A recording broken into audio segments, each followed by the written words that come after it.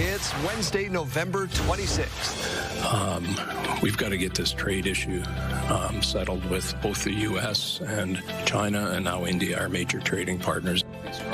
The Saskatchewan government's deficit for the year continues to grow. This offers high-throughput genotyping to Canadian beef producers here in Canada, and that's an important resource to have within our borders and be able to keep us at this world-class level that we're at. A pair of partnership announcements on Tuesday at Canadian Western Agribition. I don't get the sense that he's done playing football, but I certainly don't want to speak on his behalf. There's GM turning his focus to next season, starting with his quarterback. Stay with us, Saskatchewan. Your morning starts right now.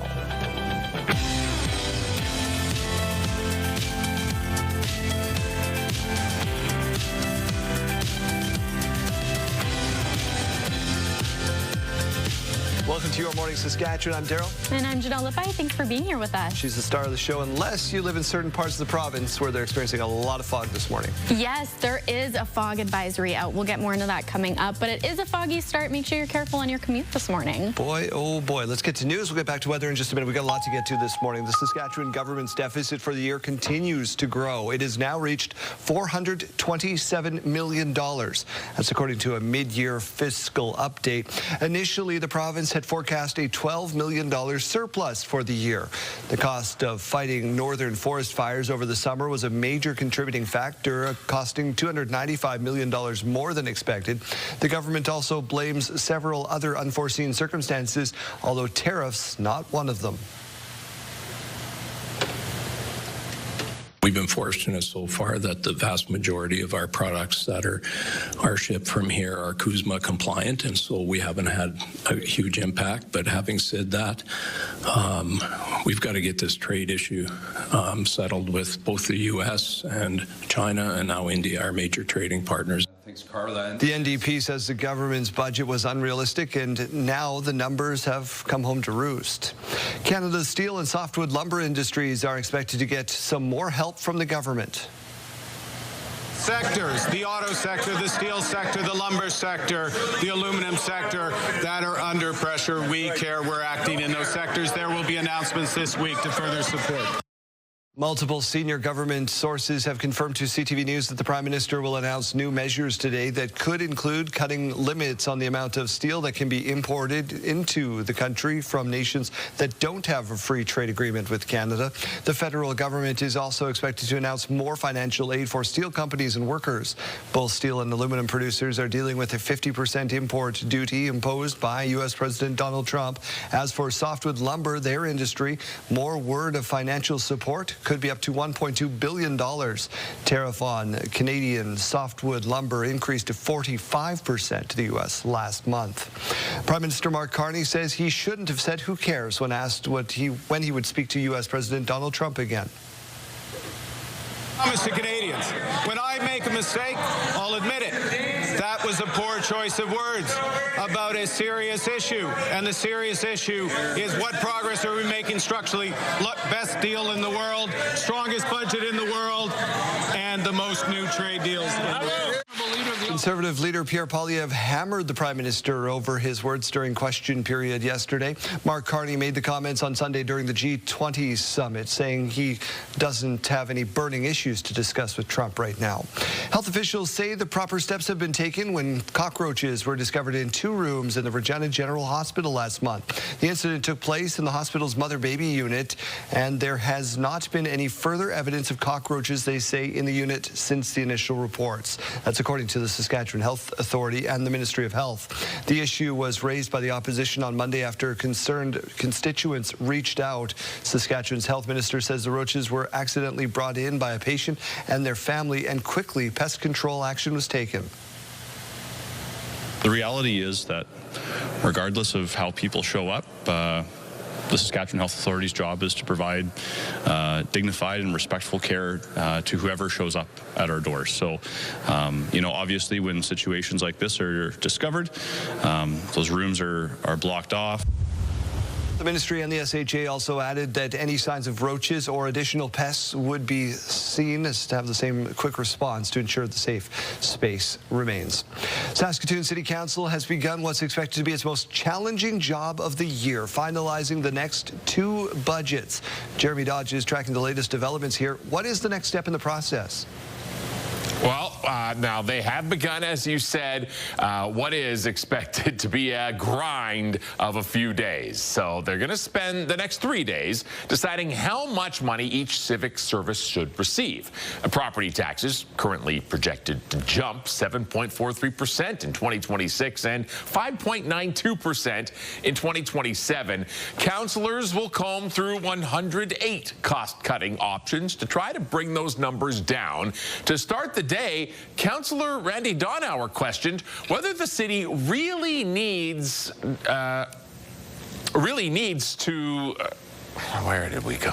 Oh, yeah, the city needs to hire more staff. That's the question they're looking at. The city's proposing 193 new full-time equivalent positions over the next 2 years. Administration says there is a process to make sure more workers are actually necessary. We have an expectation across the organization that every individual receives a performance review and performance plan for the year. And we measure that. It's a heavily scrutinized process. Okay. And I think that there are many factors to that. There's no automatic FTEs.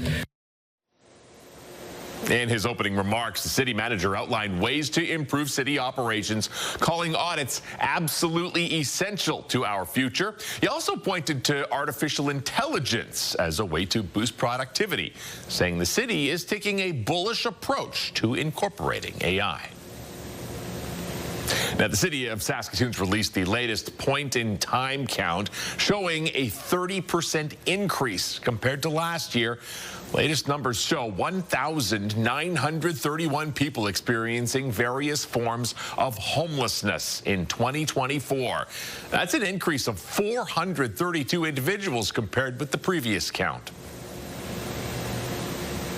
And we know that we do not have the facilities in Saskatoon to be able to fill what's happening. And it's scary. Our city's in a crisis when it comes to homelessness. The Saskatoon Tribal Council's Wellness Center is expected to expand its hours within the week. That facility has recently hired 121 peacekeepers to ensure it will be able to operate 24/7 throughout the winter. Well, Daryl, the Regina Police Service reviewing their crime stats for the month of October at the Board of Police Commissioners meeting. Last month, there were 2 homicides in Regina, totaling 10 so far in 2025. Last year, there were 6 in Regina. RPS say homicide is the worst possible crime, as well as hard to predict. But this year, they have been able to charge all perpetrators involved in each case. We don't have much control over whether or not those numbers are up or down. Unfortunately, this is an up year. From a policing perspective, I'm happy to say that we've laid charges in all of the instances that we've had. And so, you know, in terms of holding people accountable to the worst crimes out there, I'm happy to say that we're able to do that. And hopefully for families that is some small consolation in the fact that the perpetrators are being held accountable. Essentially, the program works. Crime overall has decreased by 15%, they're telling us so far this year. A man from Toronto has been charged for allegedly claiming a $1 million prize the Lotto Group won for himself. You're asked specifically, are you a member of a group? And if you say, no, I'm not, and then you sign that form, that's a false statement because it's a sworn statement. 70-year-old Alex Parachu claimed the prize in the summer. At the time, a news release said about his release that he double-checked his ticket, counted the zeros, and he was shocked when he realized it was a $1 million prize, overwhelmed. An audit later found Parachu should have shared the prize with 2 other people. He's now facing charges including theft and fraud. He has denied the allegations. As for the money, a lawyer says he may not end up with any if he is found guilty. Boy, oh boy, oh boy. Sharing is caring, especially this time of year. Janelle, what's going on in the weather forecast today? Well, as you can see behind me, or maybe not, it is a little bit of a foggy start to our day today. There are lots of areas within Saskatchewan that are seeing fairly dense fog here this morning. So just a reminder on your commute today, make sure you're driving safe, taking it slow. It is a little bit tough to see out there. We're currently at -11 here in Regina this morning. Again, that fog is thick. You can't see a ton, but we aren't seeing much for a breeze, so that will impact that temperature as well. Now let's look over at Saskatoon, seeing much clearer skies, -13 once that sun does rise. You'll be seeing quite a bit of it, and about that 6-kilometer-per-hour breeze going through as well. Now let's move over to our radar and satellite. You can see a little bit of that fog moving through the province, especially late last night and into early this morning. So we are expecting to see that clear up as the morning goes on here. For our future cast, you can see those clouds moving through. Again, we aren't expecting anything for precipitation or snow today or tomorrow. We do seem to have a fairly nice week ahead of us. For Friday, however, make sure you're grabbing your boots and putting on a jacket. We are expecting to see snow across Saskatchewan. For our current temperatures here, Stony Rapids at -13, Buffalo Narrows -14, La Ronge -8, we've got Nipawin at -5, Hudson Bay -6. The Battleford seeing -17, we've got Wynyard at -6 along with Yorkton. Swift Current -12 and East End -10. Now for our forecast here today, the Battleford seeing about -8 as the high. We've got Prince Albert -6, Yorkton -4, along with Moose Jaw here at -3 and Swift Current. Now for our 7-day forecast right here in Regina, -5 is our high today. Once that fog does lift, we'll see some sunshine coming our way. Now tomorrow, again, still fairly sunny. However, Friday, we've been talking about it a lot this week, we will start to see that snow coming in, -8 as the high. We'll kick off the weekend nice and bright at -12 for both days. And on Tuesday of next week, we are expecting to see some more snow coming and -9. Now over to Saskatoon, -7 as the high for today.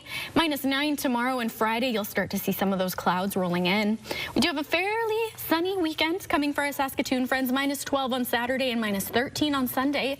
Now Tuesday is when Saskatoon can expect to see some of those flurries coming in. -10 is the high, -15 that evening as the low.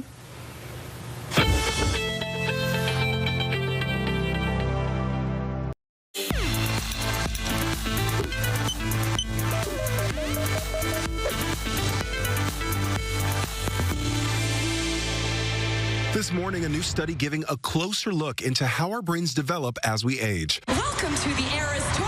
While this was not sponsored by the Swifties, researchers found the brain has 5 eras that are split by 4 turning points where the wiring and organization of our brain shifts. It happens at these ages: 9, 32, 66, and 83. We're sort of taking a Taylor Swift approach to brain development. The brain is constantly remodeling itself, improving itself, fine-tuning its connections. From when we're born to when we're 9, scientists say we're in the childhood phase where gray and white matter grow rapidly. Next, the adolescence phase that lasts until about 32, which is longer than researchers previously thought. That's when communication networks are refined, leading to better cognitive performance. Scientists stress during this phase, it doesn't mean people in their 20s act like teens, but it is a major period of change. The brain is undergoing a general pattern of reorganization and development, but certainly adolescence as it pertains to our biology and our bodies and our psychological development, remains the same. This also happens to be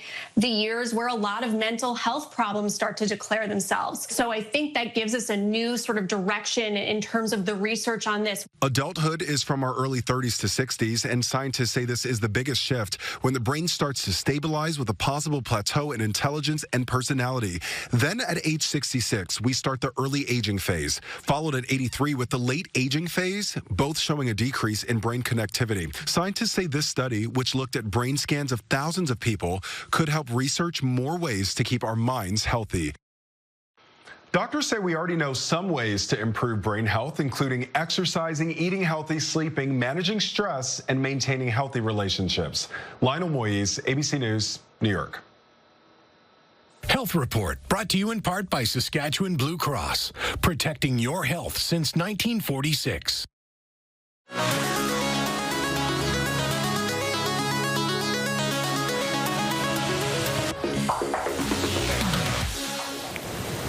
This is you. This is me. All right. Well, in case you missed it, Tourism Regina has placed giant 3D location pins around the city. You almost missed it. Well, these are a little harder to miss. They are located at several Regina landmarks, including Casino Regina, Saskatchewan Science Centre, International Trade Centre, and the Royal Saskatchewan Museum. Each pin has a QR code to scan, which takes the viewer to the Tourism Regina website, where they can find information about attractions and upcoming events. During a exhibition, each QR code will offer a chance to win a prize. I like winning prizes. That's fun. Prizes are fun. I like these. It's a good idea, hey, JD? Yeah, I like how it says something's happening here. Makes me wonder what's happening. What could it be? We have QR codes all over our screen too. Scan a few of those. You can send in your milestones. You can send in all this kind of stuff. Question of the day is where we go to next. That's right. So we want to know today what your favorite Saskatchewan landmark is. So you can send us a text at 10400. Standard message and data rates may apply. Or again, you can scan that QR code on your screen. What is it, Jeremy? Is it the giant paperclip in Kipling? Is it the Eiffel Tower in Momart? What is it? I don't know. I don't have specific landmarks. I have places, obviously. I have lakes that I like to visit, but I don't know. A landmark? Maybe, let's say the lighthouse in Cochin, because that's right, overlooking Jackfish Lake, which is near and dear to my heart. I wonder which lake he could be talking about, where he's probably the deputy mayor. Tobin Lake? What about you? What's in Esterhazy? We have a big statue of a potash miner. Big statue. Yep. There you go. What's your favorite landmark? Text us 10400. Scan the QR code. We're back after this.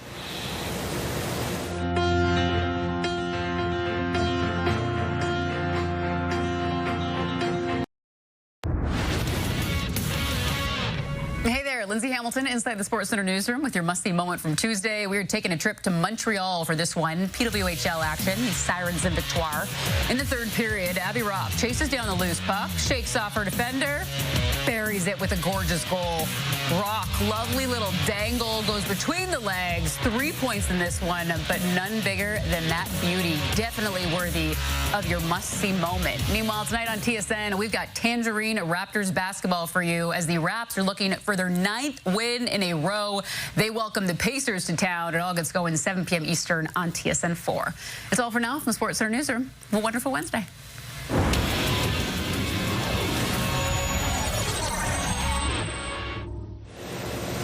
When it comes to learning, our Mike Siona certainly could stand to do a little more. This morning, he's got a chance. Where are you, Mike? Well, here we are at Willow Park Wines and Spirits with the one and only Tracy Gracious. And goodness gracious, I use that way too much. But for the rest of this month, you guys have some amazing educational opportunities and deals. Absolutely. Our winter calendar has dropped. It's launched. And what that means is, I feel this is a secret. We've got 18 new tastings on board between January and March. But it's buy one, get one free for 2 kinds of events. A Thursday sit-down event where we sit down at something like this, where we open up 6 to 7 different bottles and you get to try a regional, maybe it's all Australia, maybe all Chilean, maybe it's all Riesling, or we give you 1 glass and you come to a Friday festival where you get to try between 20 and 40 different labels that we've opened up, maybe under the theme of a bourbon or a whiskey or a all French wines. So those are buy one, get one free for that limited time until the end of the month for those Thursday and Friday events. Very, very cool. I love that. So it's a neat opportunity to learn something, which is really what it's all about here, specifically in the tasting room at Willow Park Wines and Spirits. And you kind of mentioned that the Thursday event's really a good introduction for somebody who maybe doesn't know a lot. Absolutely. So don't feel pressure. Come check it out. We start out beginner level, but you're always going to learn something, even if you're more advanced in your wine knowledge. Fantastic. Well, there you go. And then the Friday's more of a festival vibe, as you were saying. You can get all of the details, of course, at willowparkwines.com on that. And as the morning continues, well, hey, we're just going to get closer and closer to the holidays. All right, let's take a look at our school day forecast today, which is brought to you by CAA School Safety Patrol, working together to keep our school zones safe. In Regina, by the time you get onto the bus, -11. By lunch, -8. I'm starting to see that sun come out. And final bell, -5. Over to Saskatoon on the bus around 7 a.m., -13 degrees. By noon, -9. And final bell, -7. Still seeing that sun. As we go to break, here's a look at today's gas prices in Regina. The common cost to fill up is $128.9. You can find regular fuel for as low as $105.9. And in Saskatoon, common cost is $126.9. And the lowest you might find is $109.9. Taking a look now at farm markets, the street price of canola is $587.12 per ton, and the futures price is $649.10 per ton. Amber durum wheat is $285.94 per ton, and red spring wheat is $252.96 per ton. And the Canadian dollar today begins the day trading at 71.90 cents US.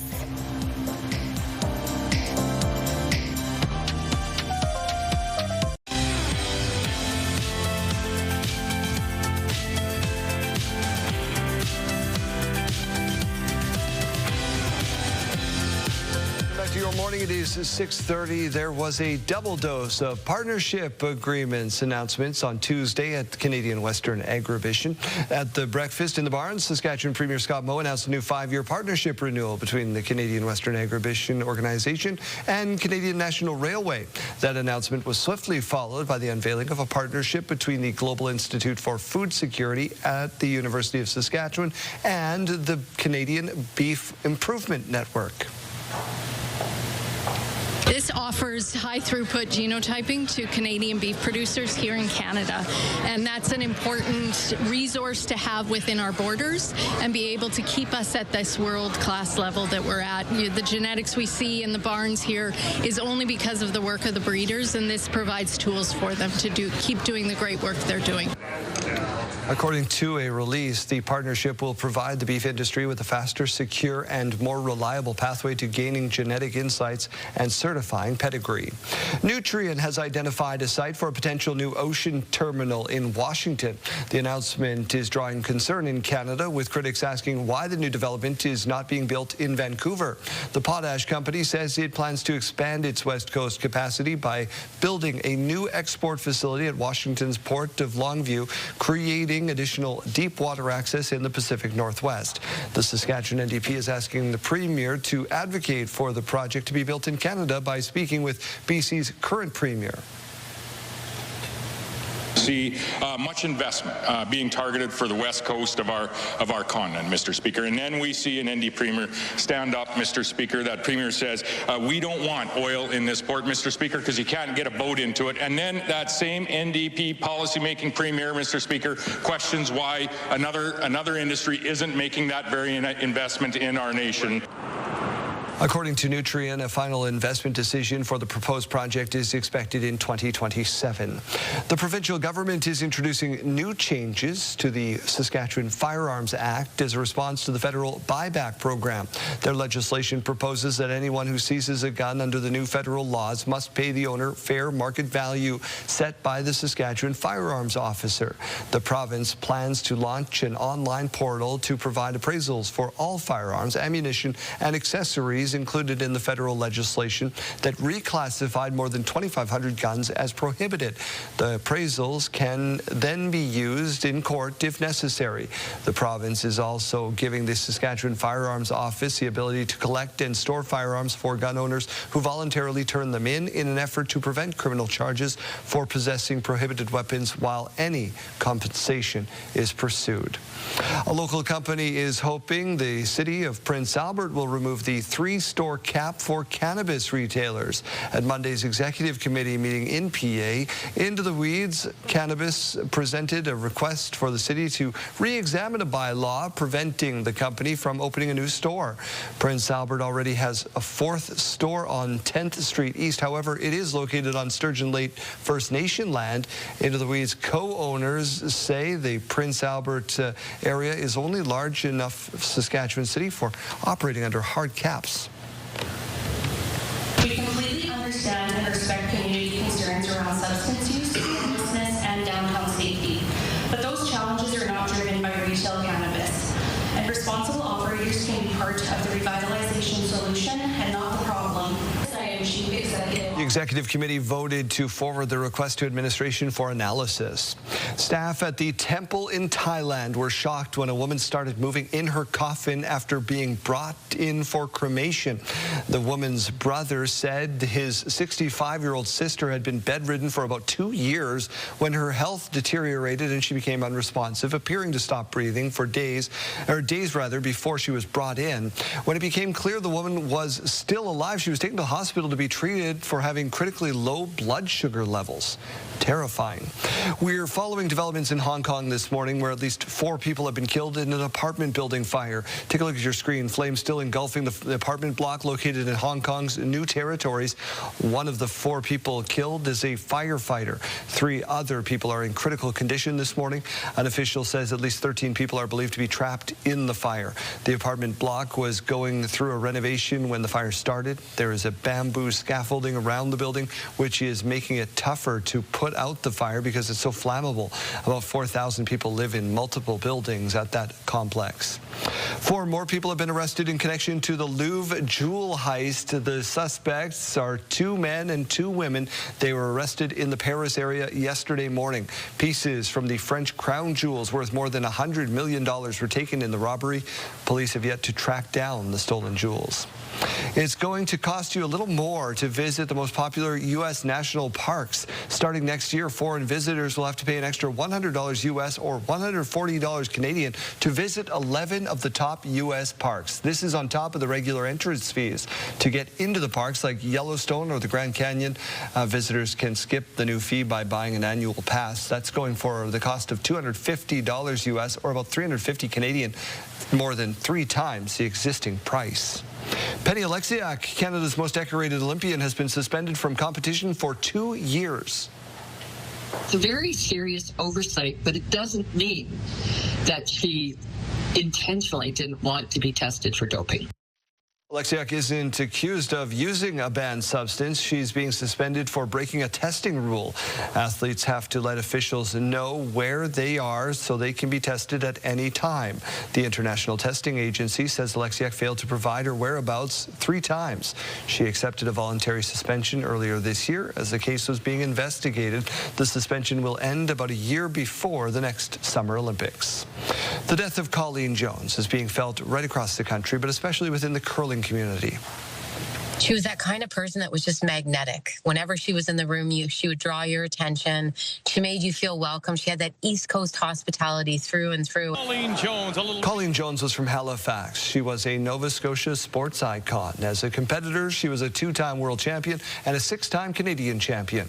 Colleen was also a respected broadcaster who spent 40 years as a reporter and host with the CBC. She was diagnosed with cancer in 2023, the same year she retired from broadcasting. She was just 65. Fire departments across the U.S. are trying to prepare people for American Thanksgiving by reminding them the do's and don'ts of frying a turkey.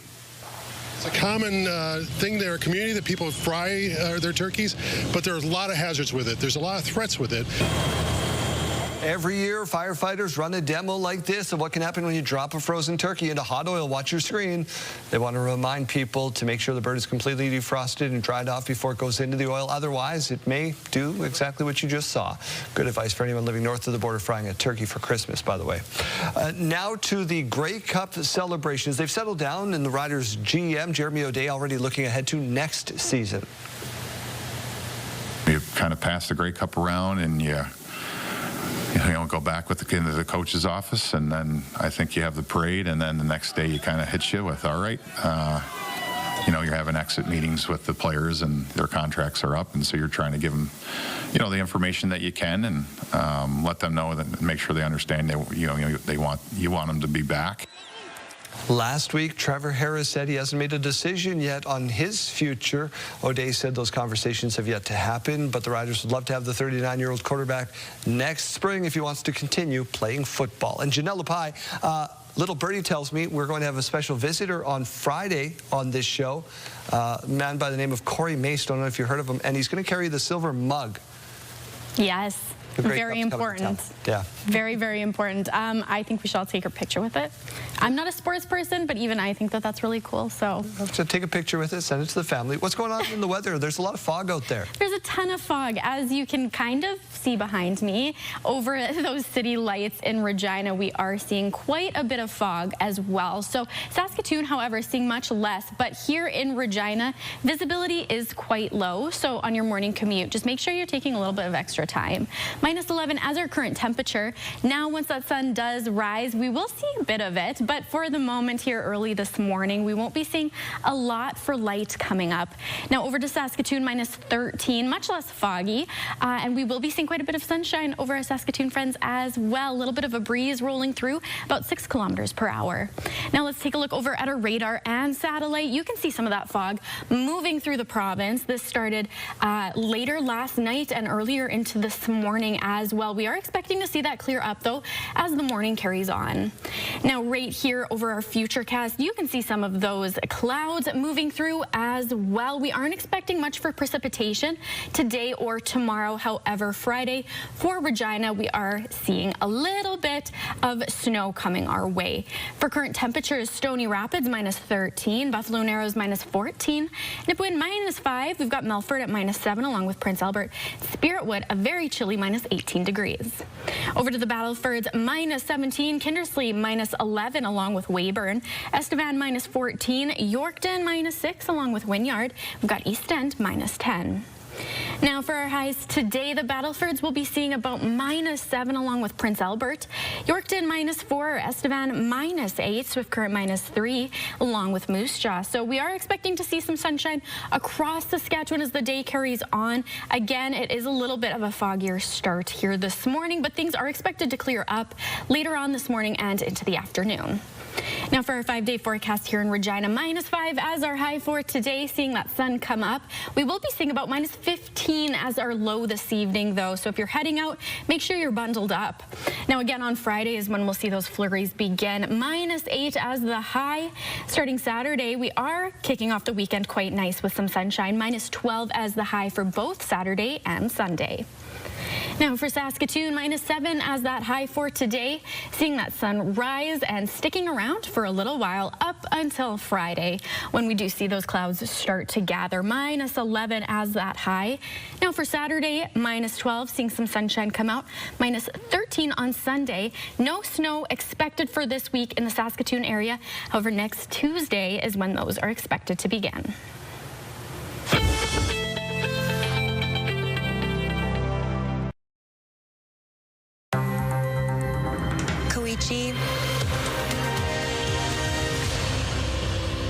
Today was a real roller coaster for you, and unfortunately the ride ends here. It's okay. Koichi Sato's run on MasterChef Canada came to an end last night. A top 6 finish, very impressive. And he joined us live from Fredericton this morning. Koichi, thanks so much for doing this. Did you have fun? I did. It was so much fun. Everybody was just so kind. Getting to meet all the other contestants was just amazing. Does an elimination like that sting a little less when it comes from Mary Burke, who's just so sweet? Yes, absolutely. Got to give her a hug before I left, so definitely worth it. What did you learn through the process about yourself and everything that you've put into this effort and this journey? Definitely learned that I'm more resilient than I thought I was. Probably learned that I could learn to be a little bit more competitive, maybe. But also learned that I can channel a lot of my culture through my food, and I'm able to kind of share that story with other people. So it was overall an amazing journey. I watched the episode last night. Mary pointed to time management and technique as a couple of your flaws in this particular episode. Did you feel that way when you watched it back or when you were going through the process live? Oh, absolutely. I mean, making donuts in 30 minutes is quite difficult. When I make donuts afterwards, it took me like over a few hours. So yeah, definitely agree with all the judges said. I learned to not put too much things in my fryer from now on. Yeah, I definitely agree with the judges for sure. I don't want you to be offended in any which way, but we are here in Saskatchewan where the man standing next to you is a cult hero at this point. So what was it like cooking with Andres? Oh, he's just the best. Getting to know him and his kindness and just getting to share this journey with him is so great. I was, just very privileged to be sharing this experience with him. I ask most chefs this, what do we not see? What do we not see in the course of an episode? What's going into this that's maybe behind the scenes that maybe taking away from your time or anything like that? A lot of panicking, at least on my end, for sure. Well, there's a lot of interviews and things like this that are happening, and camera crews buzzing around you. Just how hard is it to focus and do what you're doing? Oh, definitely hard to focus. Definitely hard to focus. Definitely hard to not cut yourself and not burn yourself with everything just happening around you, definitely. Somebody is out there at home in Saskatchewan somewhere wanting to do this show, thinking about maybe doing it one day. What's your advice to them? Do it. I think I always wanted to be on Master of Canada, but never really thought it would happen. And I just applied, kind of thinking I would never hear back, and I did. And I'm on the show. So definitely just go for it, give it your all, and share your story. Very quickly, what's next for you? More content, more recipe writing. A lot of creative food stuff. Thank you so much for spending a few minutes with us this morning. It was a lot of fun to watch you. And you at home can watch MasterChef Canada Tuesdays on CTV or streaming the next day on Crave. The CTV Your Morning Saskatchewan Bundle of Joy campaign is back. Every year we collect diapers and wipes for those in need this holiday season, and we have a brand new sponsor and collection site this year. Janella Pai is standing by with what you need to know. Good morning. I am down at Suds here in Regina for the CTV Your Morning Saskatchewan's Bundle of Joy this year. And I've got Kirby with me now. Kirby, this is Suds' first year participating in Bundle of Joy. How does that feel as a business owner? Oh, it feels great.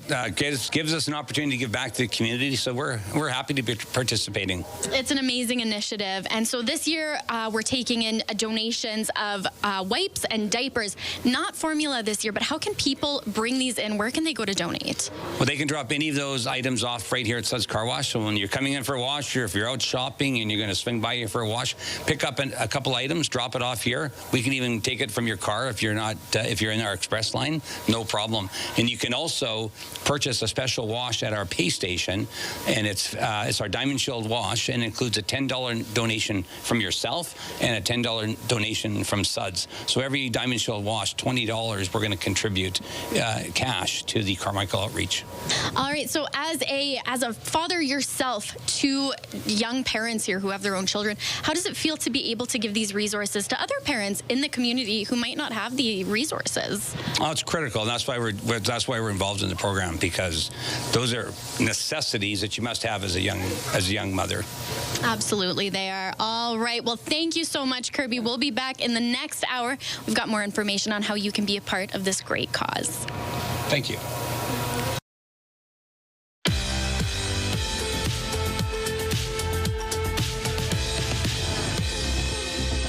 It's Wednesday, November 26th, and we have these milestones to share with you. Happy 26th birthday to Chloe with lots of love from Poppy. Happy first birthday to Nate, your grandma, mom, dad, and all your fur babies. Hope your day is full of fun. That's a fantastic picture, too. Happy fourth birthday to Grace. Your family is sending you all of their love. And last but not least, happy 50th birthday to local football official Ardis. Your friends hope you have a wonderful day. If you have a milestone coming up, you can send us an email at yourmorningsaskatchewan@ctv.ca, or you can scan the QR code on your screen. Please make sure to send them at least one day in advance. What are we giving away today, Chase? Well, we got that trip to Mexico still. That's the big one, because the grand prize draw is coming up on Friday. I'm going to call out another two names in just 8 minutes time here. They happen at 7, 9, and 3 every day, where we call two names, and it's a mad dash. Whoever calls in first in that 10 minutes gets qualified. That easy. Make sure you're entering at PureCountry927.ca. And, you know, that's an escape from the cold. We're also going to give you a kind of a silver lining of the cold that could help you get that beach body ready for Mexico, too. We discovered some research that actually has the cold cutting the cardio for you too. Just have to stand outside for like 15 minutes. We'll share the science with you on the way, but it might be a little cheat here for the winter season. Love that for us. Thanks so much. Thanks, Daryl.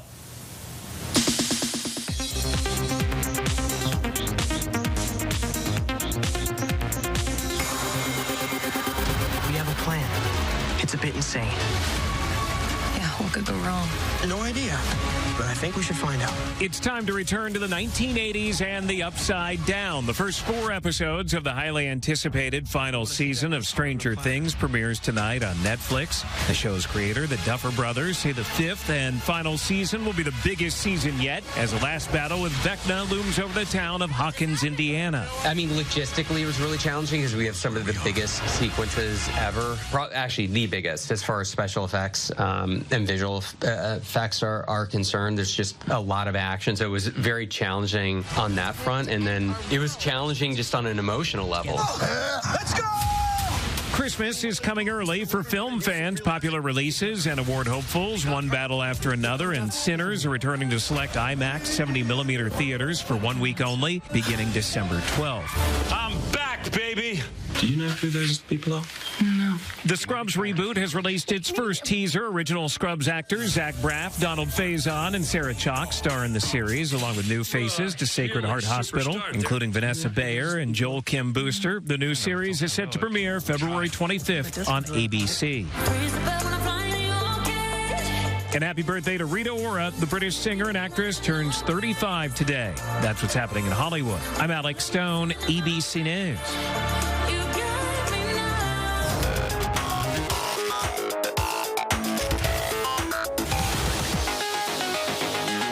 Well, here's a baby that's going places. Check this out.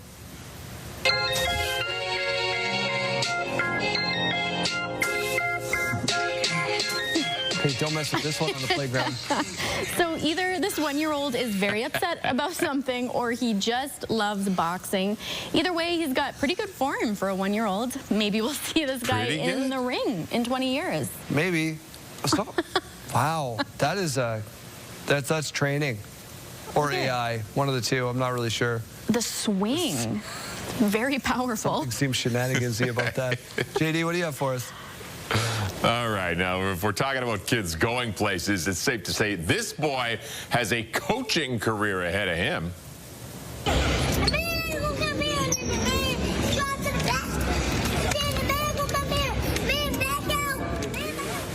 Now, it's kind of tough to understand exactly what he's saying, but the message is crystal clear, right?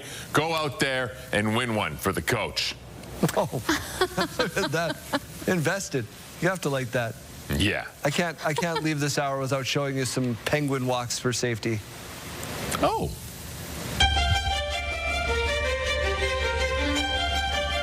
We're just going to let these king penguins from the Calgary Zoo walk us right on into break. We're back in just a couple of minutes. Look at them.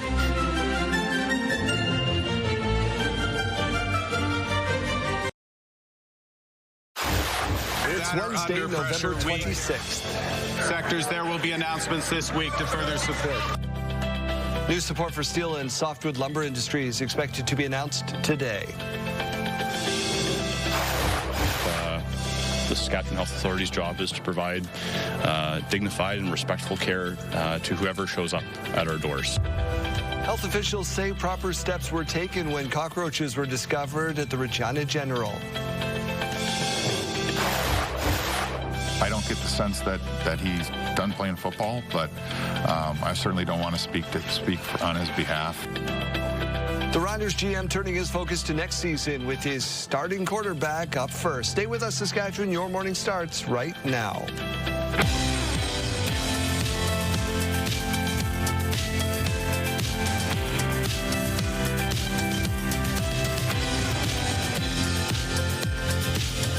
Welcome to Your Morning Saskatchewan. I'm Daryl. And I'm Janelle. Happy Wednesday. We're getting closer and closer to Christmas. The countdown is on, and now it's starting to feel like it's getting colder, at least out in the Regina area. Yes, it is. And on Friday, it's going to look a little bit more like Christmas, too. We've got some snow on the way. Oh, boy. You know, it has to happen sometime. I'm a white Christmas guy. I do love a white Christmas. Would you rather have snow but not cold, or cold but not snow? Snow, but not cold. Of course. Yeah. Obviously, you can't go tobogganing. Exactly. Cold. Let's get to their first news story this morning, and we begin with the mid-year report showing Saskatchewan has a growing deficit. Leading us off this morning is Wayne Mantika. The provincial government is facing criticism after a projected $12 million budget surplus for the year has turned into a forecasted deficit at mid-year of $427 million. How on earth can that finance minister defend missing the mark by $500 million on our deficit? The government believes Saskatchewan is still better off than most provinces. Here's the situation. There are economic headwinds, but we are in a good place to manage those, Mr. Speaker. The fundamentals of our economy are still strong. The cost of fighting wildfires this past summer was a major contributing factor. It exceeded budget estimates by $295 million. Healthcare utilization pressures added another $250 million, while government pension funds had to be topped up by $114 million. The added expenses were partially offset by additional federal transfers and higher revenue from various fees. Tariffs imposed by the U.S. and China had less of an impact on government finances. But we've been fortunate so far that the vast majority of our products that are shipped from here are CUSMA compliant, and so we haven't had a huge impact. But having said that, we've got to get this trade issue settled. The NDP say it warned of poor government forecasting. You know, and it's Agribition Week. You know, frankly, cow patty bingo at the arena would be a better predictor of a budget than this finance minister and Sask party government. The government projects that strength in natural resources, construction, and agriculture will continue to drive the economy, supported by growth in population and employment. Wayne Mantika, CTV News, Regina. The Prime Minister says he shouldn't have said "who cares" when asked when he would speak to the U.S. President again. I made a promise to Canadians. When I make a mistake, I'll admit it. That was a poor choice of words about a serious issue. And the serious issue is what progress are we making structurally? Best deal in the world, strongest budget in the world, and the most new trade deals in the world. Conservative leader Pierre Poilievre hammered the Prime Minister over his words during question period yesterday. Mark Carney made the comments during the G20 on Sunday, saying, quote, he didn't have any burning issues to discuss with Donald Trump right now. President Trump abruptly ended trade negotiations over the ads from Ontario. The Saskatchewan Health Authority is warning residents about a possible measles exposure. If you're at the Sunrise Motel, Denny's on Victoria Avenue, Bass Pro Shop, Regina General Hospital, or Costco on November 20th, you are asked to monitor for symptoms for the next 21 days. Those symptoms include fever, cough, runny nose, red eyes, fatigue, irritability, white spots inside the mouth, and a red blotchy rash. If you or someone you know has been exposed and is unvaccinated, make sure or unsure of your vaccination status, make sure you call Healthline at 811. A full list of the addresses and locations is on our website. City's health officials say proper steps were taken when cockroaches were discovered in 2 rooms at Regina's General Hospital last month. That incident took place at the hospital's mother-baby unit, and there has not been any further evidence of cockroaches in the unit since the initial reports. According to the Saskatchewan Health Authority and the Ministry of Health, the issue was raised by the opposition on Monday after constituents reached out. Saskatchewan's health minister says the cockroaches were accidentally brought in by a patient and their family, and pest control action was quickly taken. The reality is that regardless of how people show up, the Saskatchewan Health Authority's job is to provide dignified and respectful care to whoever shows up at our doors. So, you know, obviously when situations like this are discovered, those rooms are blocked off. Both the ministry and the SHA also added that any signs of roaches or additional pests would see the same quick level of response. Saskatoon City Council has begun what's expected to be the most challenging job of the year, finalizing 2 budgets. Jeremy Dodge tracking the latest this morning. Jeremy, what's the first step? Well, They're going to spend the next 3 days, Daryl, deciding how much money each civic service should receive. Property tax is currently projected to jump 7.43% in 2026, 5.92% in 2027. And councillors are combing through 108 cost-cutting options to try and bring those numbers down. To start the day yesterday, Councillor Randy Donauer questioned whether the city really needs to hire more staff. The city's proposing 193 new full-time equivalent positions over the next 2 years. Administration says there is a process to make sure more workers are actually necessary. We have an expectation across the organization that every individual receives a performance review and performance plan for the year. And we measure that. It's a heavily scrutinized process. Okay. And I think that there are many factors to that. There's no automatic FTEs. In his opening remarks, the city manager outlined ways to improve city operations, calling audits absolutely essential to our future. He also pointed to artificial intelligence as a way to boost productivity, saying the city is taking a bullish approach to incorporating AI. The city of Saskatoon has released the latest point-in-time count, showing a 30% increase compared to the last count.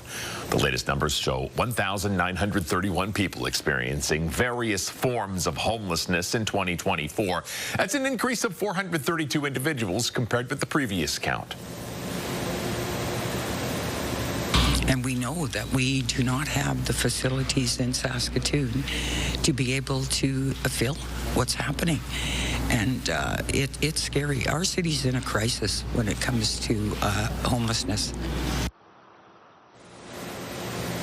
The Saskatoon Tribal Council's Wellness Center is expected to expand its hours within the week. The facility's recently hired 121 peacekeepers to ensure it will be able to operate 24/7 throughout the winter.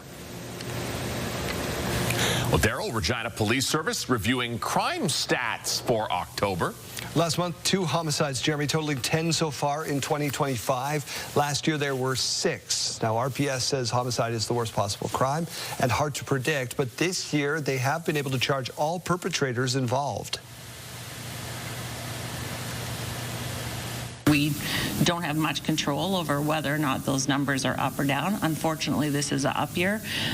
From a policing perspective, I'm happy to say that we've laid charges in all of the instances that we've had. And so, you know, in terms of holding people accountable to the worst crimes out there, I'm happy to say that we're able to do that. And hopefully for families that is some small consolation in the fact that the perpetrators are being held accountable. Essentially, the program works. Crime overall has decreased by 15%, they say, this year.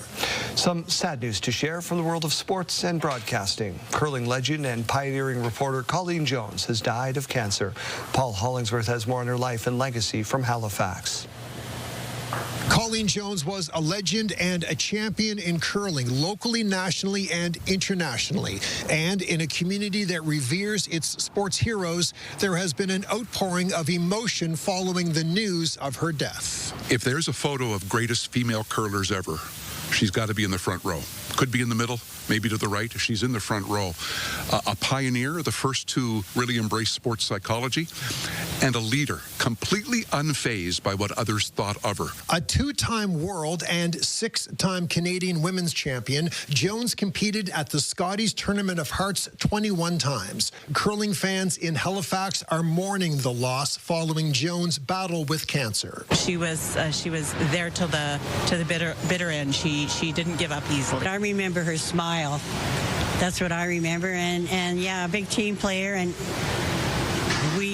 I got tears in my eyes when I found out she had died. She wasn't afraid to be herself and to play the game with the passion that she felt for it. The Halifax native also enjoyed a broadcasting career that lasted more than 40 years, and she covered 11 Olympic Games for CBC. She's one of our greatest ever sporting legends. She did it the right way. She was affable and personable, balanced 3 major careers. You think about curling, familyhood, motherhood, and a broadcasting career that was of national renown. down a remarkable woman who left a huge mark. Colleen Jones was inducted into Canada's Sports Hall of Fame, the Canadian Curling Hall of Fame, and the Nova Scotia Sport Hall of Fame. And she was also appointed to the Order of Canada. Colleen Jones was 65. Paul Hollingsworth, CTV News.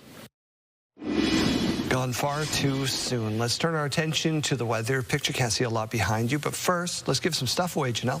That's right. We've got a very exciting contest coming up. Riley Green, Lainey Wilson, and Creed headline Country Thunder Saskatchewan 2026. We want you to be a part of the excitement. You can enter on our website for a chance to win a pair of general admission weekend passes. Don't text, don't email. Go ahead and visit that website.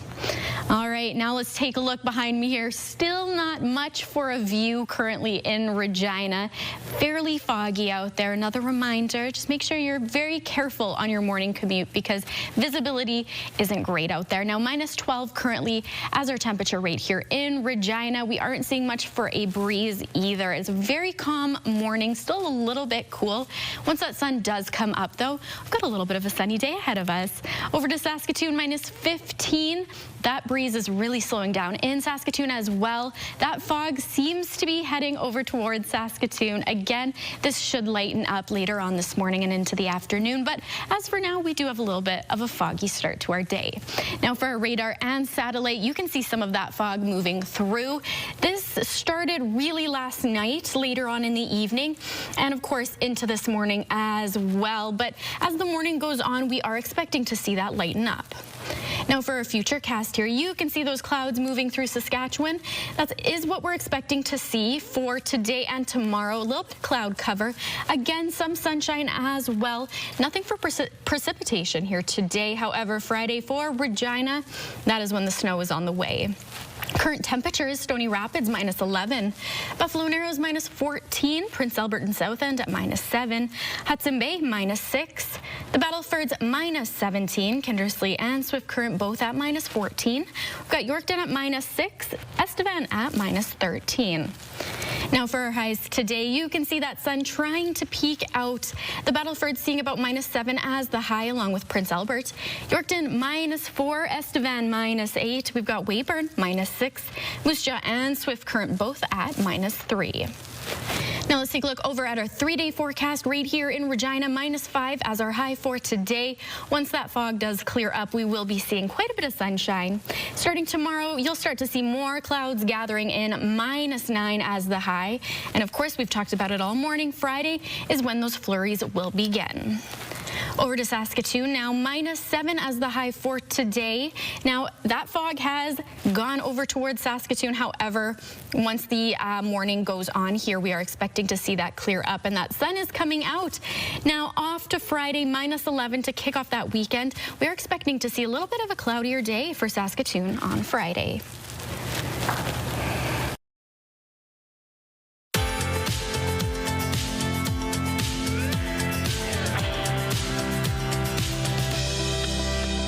It's time for our rural forecast for today. Meadow Lake seeing about -6 along with Spirit Wood.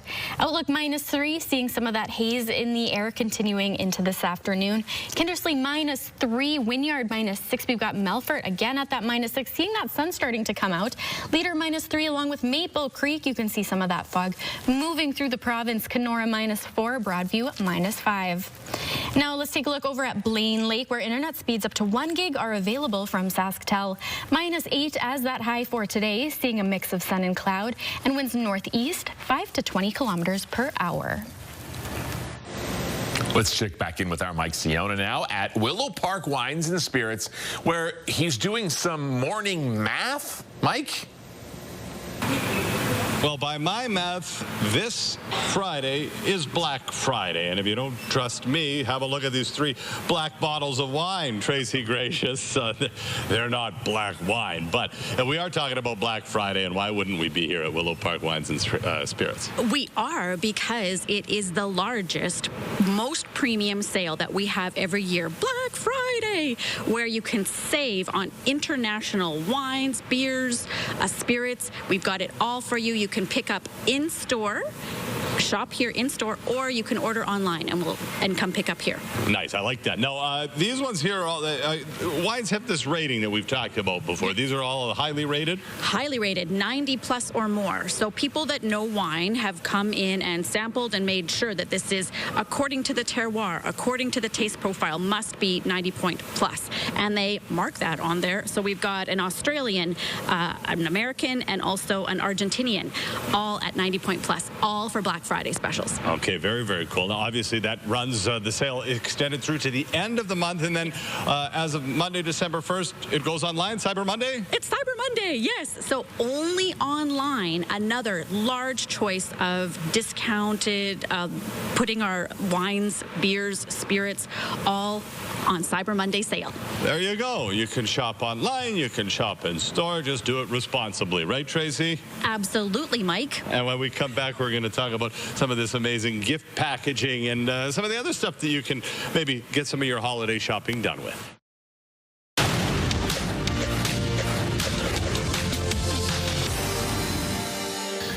Energy and Natural Resources Minister Tim Hodgson is set to brief BC Liberal MPs today on the government's expected energy deal with Alberta. The move comes after BC Liberal MPs last week said any deal involving a pipeline to the West Coast would need consent from First Nations and the BC government. U.S. stock futures climbing as rising expectations for an interest rate cut help carry traders' newfound optimism into the Thanksgiving break. The S&P 500 was set to extend a three-day, 3.5% rally marked by broad sector gains. The U.S. benchmark also found technical support by reclaiming its 50-day moving average. NVIDIA, though, is heading for another daily loss. And Prime Video has planned 15 hours of exclusive live sports broadcasts for Black Friday, including the PGA Tour Skins game, a Bears versus Eagles NFL game, and a pair of NBA Cup contests. The day's events begin at 9 a.m. Eastern Time with the Capital One Skins game. Amazon will feature various sponsorship activations throughout the day. Those are your morning business headlines. For BNN Bloomberg, I'm Roger Peterson.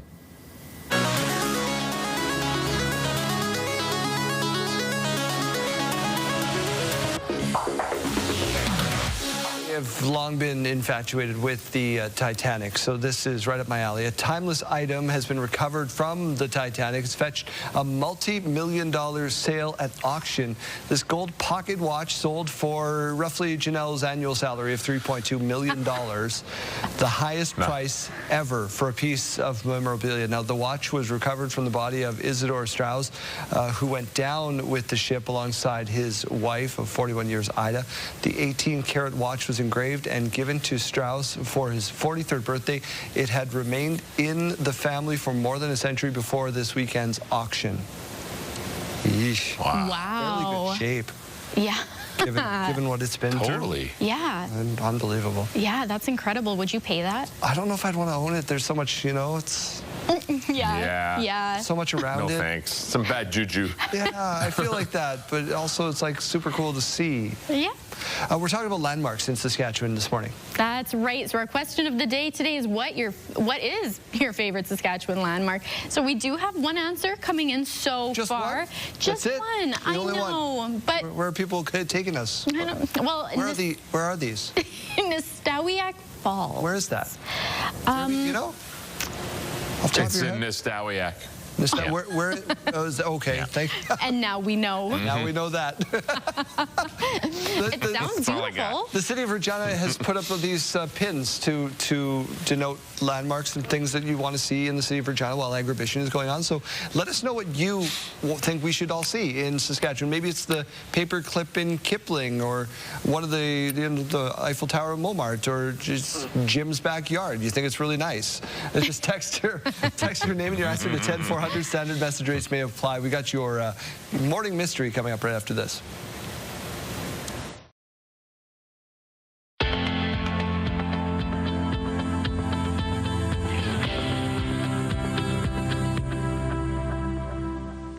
Time for your morning mystery. We've got our whiteboards of doom. Janelle's got a pretty poor track record. We'll see if we can boost it up just a little bit. Today, it is a character. Your first clue for your morning mystery. The main character of a famous comic strip that appeared in newspapers around the world for 50 years. Aww. Her face just looks like despair. His personality and experiences were inspired by Charles Schulz. That gives it to me. Does it give it to you? Absolutely not. Yeah, No, okay. sure. All right. Nicknamed Chuck by Peppermint Patty. Does that help you? None of these were helpful If you at write all a question for me. mark, so help me God. Oh, I think I've had an epiphany here. Did you? Yep. What is your epiphany? Oh. For producer Nathan in your ear? Is that your epiphany? Is that what happened? Did you bribe him? I'm going to give you that $5 after the show, Nathan. Charlie Brown. Charlie Brown, he's a clown. Let's see what the answer is. The answer is Charlie Brown. Today is Good Grief Day. Producer Nathan gets so mad because the answers are so easy, he says. That was today's morning mystery. Studio consideration provided by Father's Furniture, specializing in quality Canadian-made furniture. Okay, let's take a look over at our school day forecast brought to you by CAA School Safety Patrol, working together to keep our school zone safe. Right here in Regina, by the time you get onto the bus, -12. By lunchtime, -8, and final bell, -5. Starting to see that sun come out. And over in Saskatoon, -15 on the bus. Again, grab those jackets. By lunchtime, -9, and final bell, -7. As we go into the break, here's a look at today's gas prices in Regina. The common cost to fill up is $128.9. The lowest price is $105.9. Over in Saskatoon, the common price is $126.9, and the lowest price being $109.9. Taking a look over at the farm markets, the street price of canola is $587.12 per ton, and the futures price is $649.10 per ton. Amber Durham wheat is $285.94 per ton, and Red Spring wheat is $252.96 per ton. And the Canadian dollar begins the day trading at 71.90 cents U.S.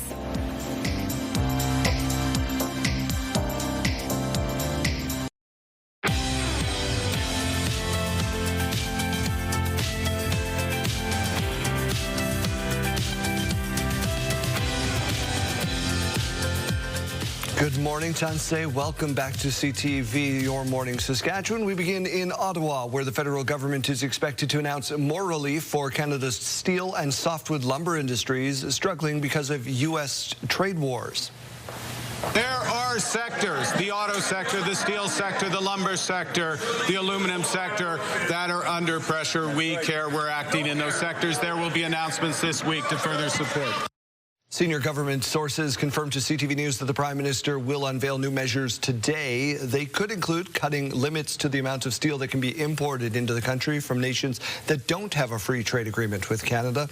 Ottawa is also expected to announce more financial aid for steel companies and workers. As for softwood lumber, there's word financial support for struggling companies could more than double to $1.2 million. At least 13 people, including a firefighter, are dead after a fire ripped through an apartment building in Hong Kong. Take a look at your screen. Crews have been battling the fire that engulfed a multiple high-rise tower in residential complexes since it broke out on Wednesday afternoon. Now, the fire spread quickly through bamboo scaffolding and construction netting that had been set up around the complex, highly flammable. Hong Kong is one of the most densely populated cities in the world and is home to many high-rising housing complexes, just like the one you're seeing on your screen. It's also one of the few places where bamboo scaffolding is still widely used in construction projects. A pair of partnership agreements were made at Canadian Western Agribition. Saskatchewan Premier Scott Moe announced a new 5-year partnership between the CWA and CN Rail. It's a renewal. Shortly after that, the Global Institute for Food Security at the University of Saskatchewan and Canadian Beef Improvement Network announced they'd struck a deal. This offers high-throughput genotyping to Canadian beef producers here in Canada, and that's an important resource to have within our borders and be able to keep us at this world-class level that we're at. The genetics we see in the barns here is only because of the work of the breeders, and this provides tools for them to keep doing the great work they're doing. According to a release, the partnership will provide the beef industry with a faster, secure, and more reliable pathway to gaining genetic insights and certifying pedigree. Nutrien has identified a site of a potential new ocean terminal in Washington state. The announcement is drawing concern in Canada, with critics asking why the development is not being built in Vancouver. The potash company says it plans to expand its West Coast capacity by building a new export facility at Washington's Port of Longview, creating additional deep water access to the Pacific Northwest. Now, the Saskatchewan NDP is asking the Premier to advocate for the project to be built in Canada by speaking with BC's current Premier. See much investment being targeted for the west coast of our continent, Mr. Speaker. And then we see an ND Premier stand up, Mr. Speaker. That Premier says, we don't want oil in this port, Mr. Speaker, because you can't get a boat into it. And then that same NDP policymaking Premier, Mr. Speaker, questions why another industry isn't making that very investment in our nation. According to Nutrien, a final investment decision for the proposed project is expected in 2027. Spending money on hiring new staff was under the microscope during the first hour of Saskatoon City budget deliberations yesterday. The city is proposing 193 new full-time equivalent positions over the next 2 years, 98 next year, 95 in 2027. The majority of these new hires would go towards civic operations. The Ward 5 councillor questioned whether the city really needs to hire more staff. Administration says there's a process to make sure more workers are actually necessary. We have an expectation across the organization that every individual receives a performance review and performance plan for the year. And we measure that. It's a heavily scrutinized process. And I think that there are many factors to that. There's no automatic FTEs. City manager outlined ways to improve city operations, calling audits absolutely essential to our future. He also pointed to artificial intelligence as a way to boost productivity, saying the city is taking a bullish approach to incorporating AI. Losing a theater is a huge blow to any community, especially true in Ituna, which lost its community hub about 5 years ago to fire. Now residents are rallying together to save their local theater. Its owner decided to put the building up for auction, so locals got to work taking a small-town approach to buy the theater. They're asking for help with the project. Residents created a co-op, and everyone is welcome to invest up to $1,000. Now the community remains hopeful that people would buy a piece of the theater for Christmas. They say if their efforts are successful, the theater will be home to more than just movies. They envision concerts, events, and plays as well. It means a whole lot. You know, this was like one of the hubs of the community. You know, everybody would come here on the weekend. And to lose this place would really kill the atmosphere on Main Street. The auction listing closes on Friday. The Saskatchewan Roughriders general manager met with the media yesterday, already turning his attention to next season. Donovan Mace with his message to fans. There's been little rest for the Saskatchewan Roughriders football operations team since lifting the Grey Cup. You kind of pass the Grey Cup around and you go back into the coach's office. And then now we're a week out and we're already back at it. Now with 45 players set to become free agents, O'Day and his team are already getting to work to retain as many as they can. I didn't have any players walk in and tell me they didn't want to be part of the team. So, but we haven't really gone down the road with all this. In fairness, we're just starting this conversation. From the Alouette 35.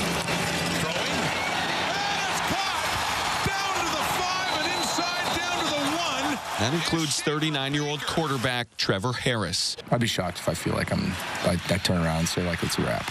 But maybe I wouldn't be shocked. I don't know. Just because I don't want to put any pressure on it. Now, while the Grey Cup MVP considers his future, O'Day says he would love nothing more than to have Harris back should he wish to continue playing. I don't get the sense that he's done playing football, but we'd love to have him back. It's just a matter of having a conversation with him and then once we get down the road to figure out a contract. O'Day reiterates continuity of the roster will be a cornerstone for this team as they try to repeat as Grey Cup champions for the first time in franchise history. We really like a lot of the players that are on our team, and we're going to try to get as many back.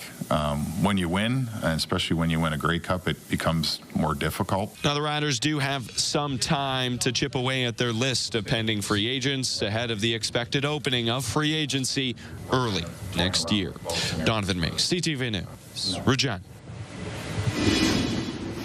Okay, we're dealing with all kinds of fog unless you're playing some sort of trick on us. I wish I was, but things are not getting better here this morning. Fog-wise, visibility-wise, we, as you can tell, cannot see a ton right now. Again, things are expected to clear up as the morning goes on, but just be careful on your morning commute here. -11 currently in Regina. Those wind speeds are very calm moving through, which is why that fog is lingering around for so long here. Now over to Saskatoon. A little bit of fog in the air, but not as much as what we're seeing here so far. -16 as that current temperature. Make sure you're bundling up out there. It is getting a little bit chilly. Now, once that sun fully does rise, we will be seeing quite a bit of it in both the Regina and Saskatoon areas as well. So that is something to look forward to. Once this fog clears, we do have a beautiful day. Now, over to our radar in satellite, you can see that dense fog advisory moving through here. That has started last night and rolled into this morning. So we are expecting to see that lighten up here later on this morning. Now for our future cast, you can see some of those clouds moving through. Again, no precipitation on the way for much of Saskatchewan for the most part here today. However, Friday, next Tuesday, those are both the days when Regina and Saskatoon areas are expecting to see some of that precipitation. Now for current temperatures, Stony Rapids seeing about -11, Buffalo Narrows -14. We've got Spearwood -18, Hudson Bay -6, Nipawin -5. The Battlefords -17, Kindersley and Swift Current both at -14. Yorkton -6 and Estevan -13. Now for our highs today, that sun is really trying to peek out across Saskatchewan. The Battleford seeing about -7 along with Prince Albert. We've got Yorkton at -4, Estevan -8, Moose Jaw and Swift Current -3. Now here's our 5-day forecast for Regina today. That high will reach about -5. Now tomorrow you'll start to see more clouds gathering, and on Friday is when you'll start to see some of that snow. -8 on Friday, and then a beautiful weekend ahead of us Saturday and Sunday, both seeing -12 and some sunshine. Over to Saskatoon, -7 as that high for today. Again, it will be much sunnier there once that sun does come up. Now on Friday is when you'll start to see those clouds begin to gather again. No snow like here in Regina, but a little bit cloudy of a day for Saskatoon, -11. Now Saturday and Sunday, that sun will come back out again. However, next week on Tuesday is when the Saskatoon area can expect to see some of that snow.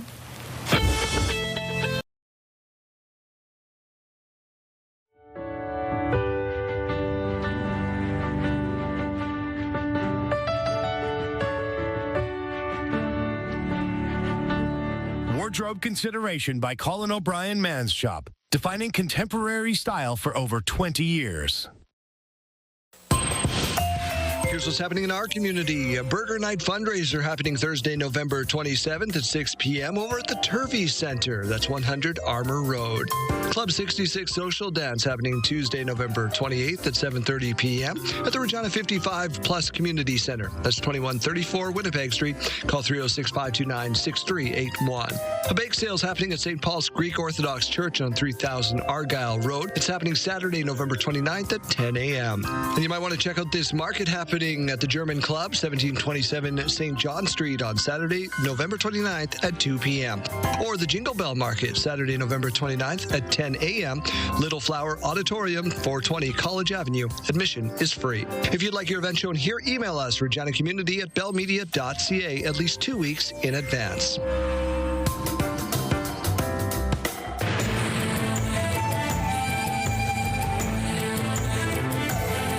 Greetings, everyone. A bill passed in Manitoba last year recognizing Louis Riel as the province's first premier, settling a long-running matter going back 150 years. The Métis leader was a controversial figure in Canadian history for many decades, but now thanks to the movement towards reconciliation and teaching tools like the production of the trial of Louis Riel, his image is now being remembered differently. I was leading my people against this insanity when I was pounced upon. performance of the closing statement Louis Riel gave to the jury that would decide his fate in the same city where the trial took place. It's a significant moment in Canadian and Métis history, still being told 140 years later through a long-running historical theatre production. The trial of Louis Riel has been a beacon of hope, of information, of reconciliation. But even before reconciliation, you need truth.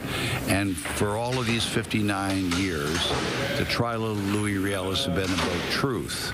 Along with this year's milestone, since the real trial of Louis Riel, next year will mark 60 years of the production itself. Its producer says during that time, opinions have slowly changed on Riel and his fate, especially after the creation of the Truth and Reconciliation Commission in 2008.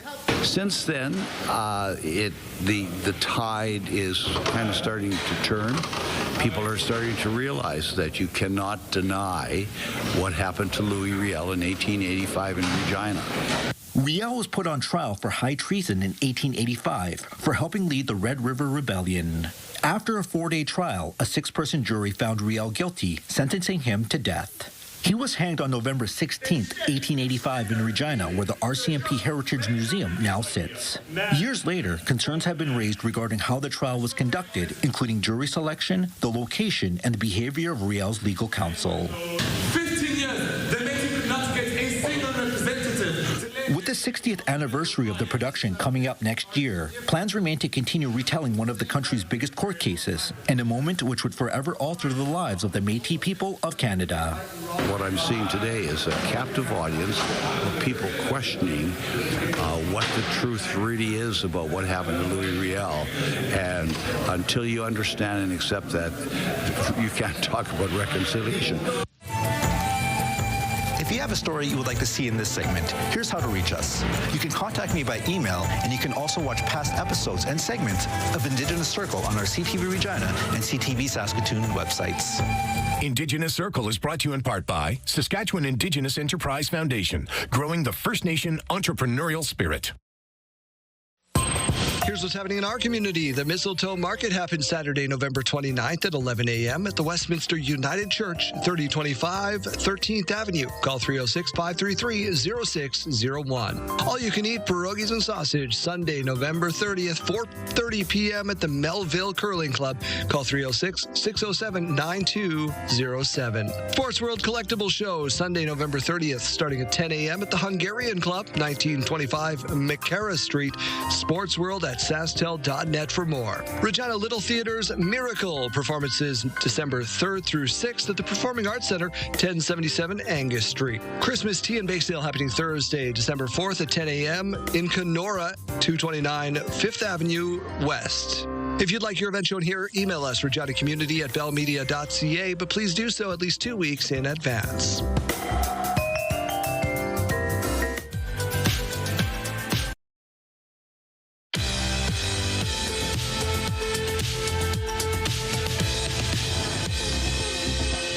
Wednesday, November 26th, and we have these milestones to share with you. Happy 26th birthday to Chloe with lots of love from Poppy. Happy first birthday to Nate, your grandma, mom, dad, and all your fur babies. Hope your day is full of fun. That's a fantastic picture, too. Happy 4th birthday to Grace. Your family is sending you all of their love. And last but not least, happy 50th birthday to local football official Ardis. Your friends hope you have a wonderful day. If you have a milestone coming up, you can send us an email at yourmorningsaskatchewan@ctv.ca, or you can scan the QR code on your screen. Please make sure to send them at least one day in advance. Hey there, Lindsay Hamilton inside the Sports Center newsroom with your must-see moment from Tuesday. We're taking a trip to Montreal for this one. PWHL action, the Sirens in Victoire. In the third period, Abby Rock chases down the loose puck, shakes off her defender, buries it with a gorgeous goal. Rock, lovely little dangle, goes between the legs. 3 points in this one, but none bigger than that beauty. Definitely worthy of your must-see moment. Meanwhile, tonight on TSN, we've got Tangerine Raptors basketball for you as the Raps are looking for their 9th win in a row. They welcome the Pacers to town. It all gets going 7 p.m. Eastern on TSN 4. It's all for now from the Sports Center newsroom. Have a wonderful Wednesday.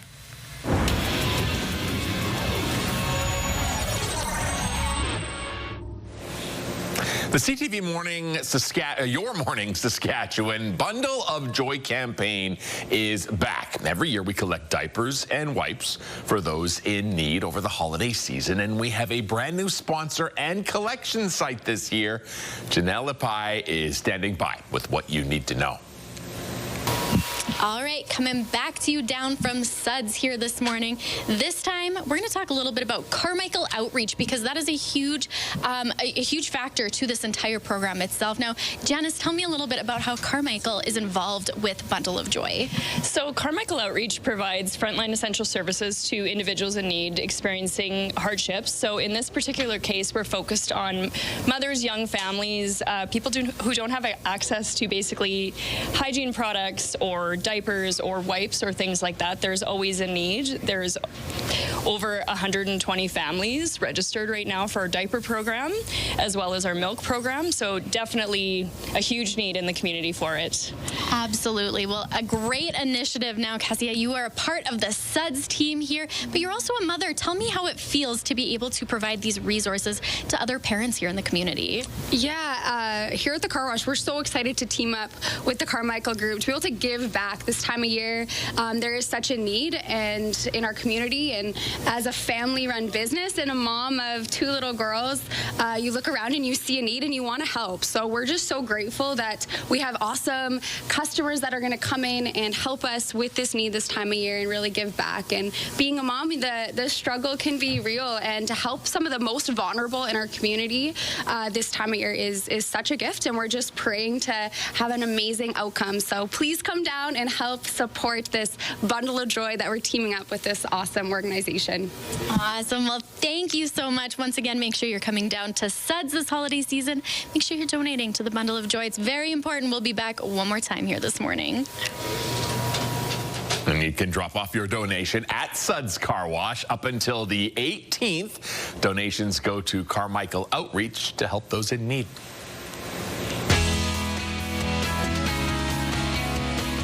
Chase, what's going on in the radio world today? Well, the best part about tomorrow being American Thanksgiving is we got a lot of country performances coming up. We'll share some of those in our Country Minute on the way, like Lainey Wilson, who will be here for Country Thunder, is going to be doing the Macy's Day Parade. Plus, she just set another record, jumping into the top 10 for the 9th straight time. Post Malone, he's going to be playing the halftime for the Dallas Cowboys Kansas City Chiefs game. And there's a fun little fact going around that he actually used to sleep in the Dallas Cowboys stadium as a kid. So we'll let you know how that all lined up. Plus, we'll give you some more opportunities to win your way to see the War in the Treaty, as they'll be in Saskatoon coming up in February. Love free stuff. Chase, thanks for this. Have a great day. Thanks, Daryl. See you tomorrow.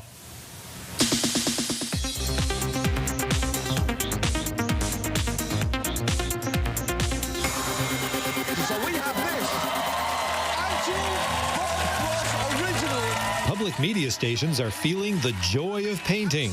This Bob Ross artwork went for more than $1 million in John Oliver and Last Week Tonight's auction benefiting public media. In all, the auction raised more than $1.5 million for stations facing the loss of federal funding. Really exciting. Scarlett Johansson is set to star in the next Exorcist movie. The new feature from Blumhouse and Universal reportedly will not be a remake or a sequel, but will be set in the Exorcist universe. There were 7 of them. 7 rich pricks between myself and $28 billion. Glenn Powell prunes a few branches of his family tree to reclaim his inheritance in How to Make a Killing. The supporting cast includes Ed Harris and Margaret Qualley. The darkly comedic thriller hits theaters February 20th. In Hollywood, I'm David Daniel.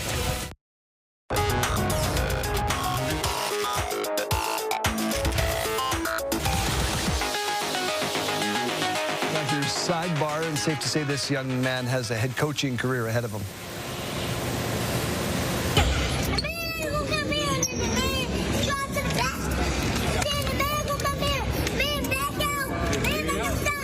I should have turned on closed captioning so I could see what the closed captioner would think that this young man was saying. Because I don't know if anybody knows, but they're fired up. Yeah. And he's ready to go. It's motivation, regardless. Yeah, he's ready to go. Katie, what do you got for us? All right, we have another little one that sure is going places.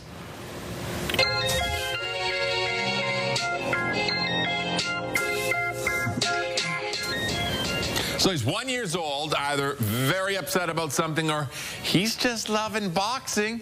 He packs a good punch either way. We shall see, maybe, down the road. Wow. I can't get over how strong he is. Look at that swing. He's very good. Very good. Is that legit? Like, is that shenanigans? There's so much AI out there now. What do you mean? I don't know. I just seems like really well formed. Seems really well formed. It's good. He's good. All right. Well, let's show you some penguins walking to safety. You can't ever go wrong by showing a penguin. So we're going to walk like a penguin right on into commercial break and have your headlines after this.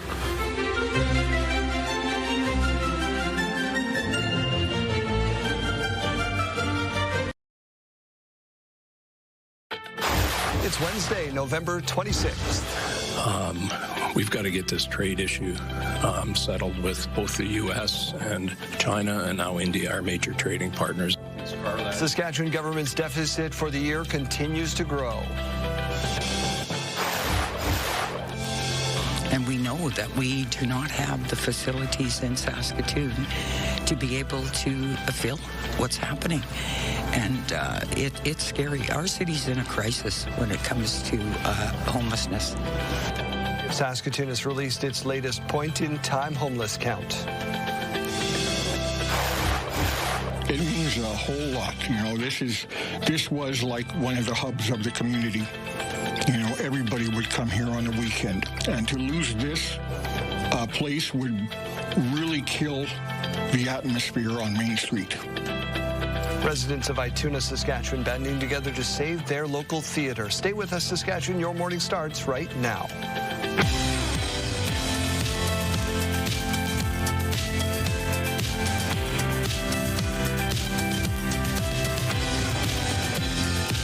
Welcome to Your Morning, Saskatchewan. I'm Daryl. And I'm Janelle Lippi. Thanks for letting us spend your morning with you. Small Town Theater in Esterhazy? Yes. Like that one? Yes, just like that one, and a huge staple. One screen?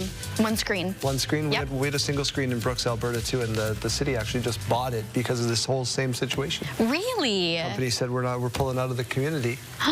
Now the town's bought it, and they're hoping to reopen it on their own. Good for them. I love a small town theater. We'll hear that story in just a couple of minutes. First, we're going to start with that mid-year report that we heard about just off the top there. The Saskatchewan government's deficit continues to grow, now reaching $427 million, according to the mid-year financial update yesterday. Initially, the province had forecasted $12 million surplus for the year, but they say the cost of fighting northern wildfires and other unforeseen circumstances caused it to balloon.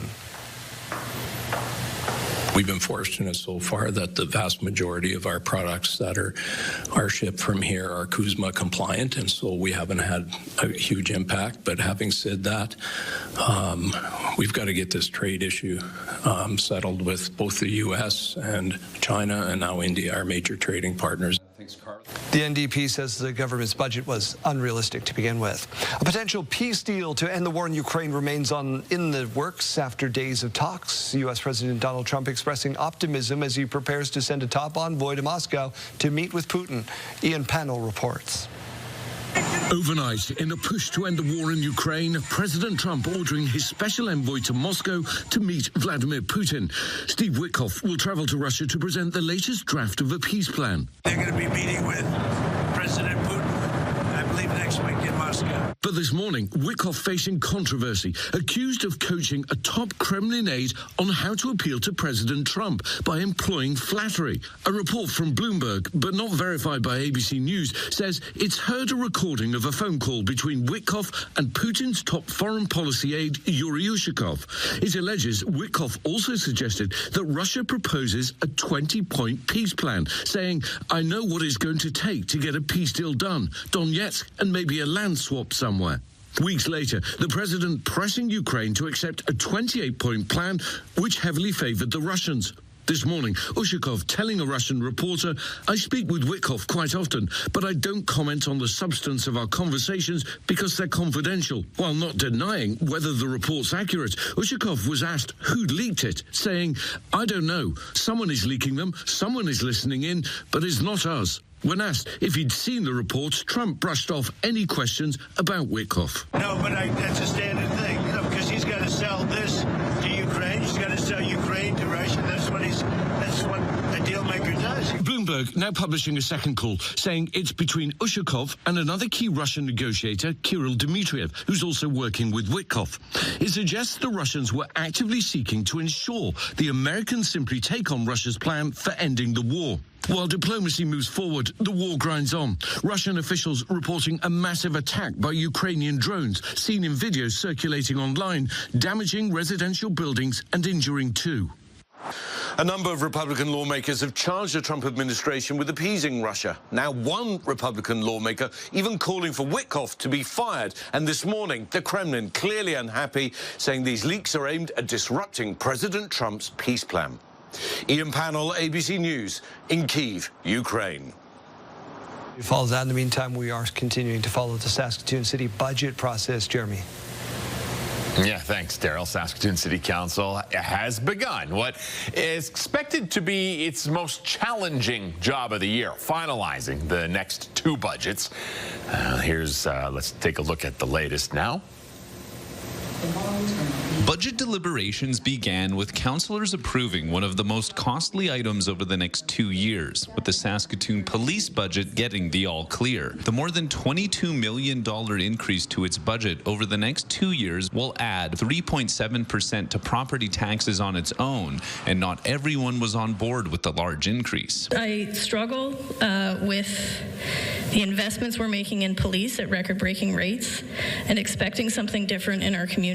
But police were up front, saying the increase is largely driven by collective bargaining awarded by an arbitrator, and without it, taxes would have gone up only 2.2%. I'm definitely alive to the fact that it's a significantly large increase over 2025. Much of the increase is going towards the 20 new hires on the books next year and the 29 new hires in 2027, which Chief McBride says are sorely needed. I can say for sure that our current workload is bordering on unmanageable, and probably our staff would say is unmanageable right now. Backlogs and recruitment struggles are preventing officers from getting here immediately, but the money is ready and waiting when those officers arrive. And the most discouraging thing is to hear, please hold, all operators are busy, calling 911.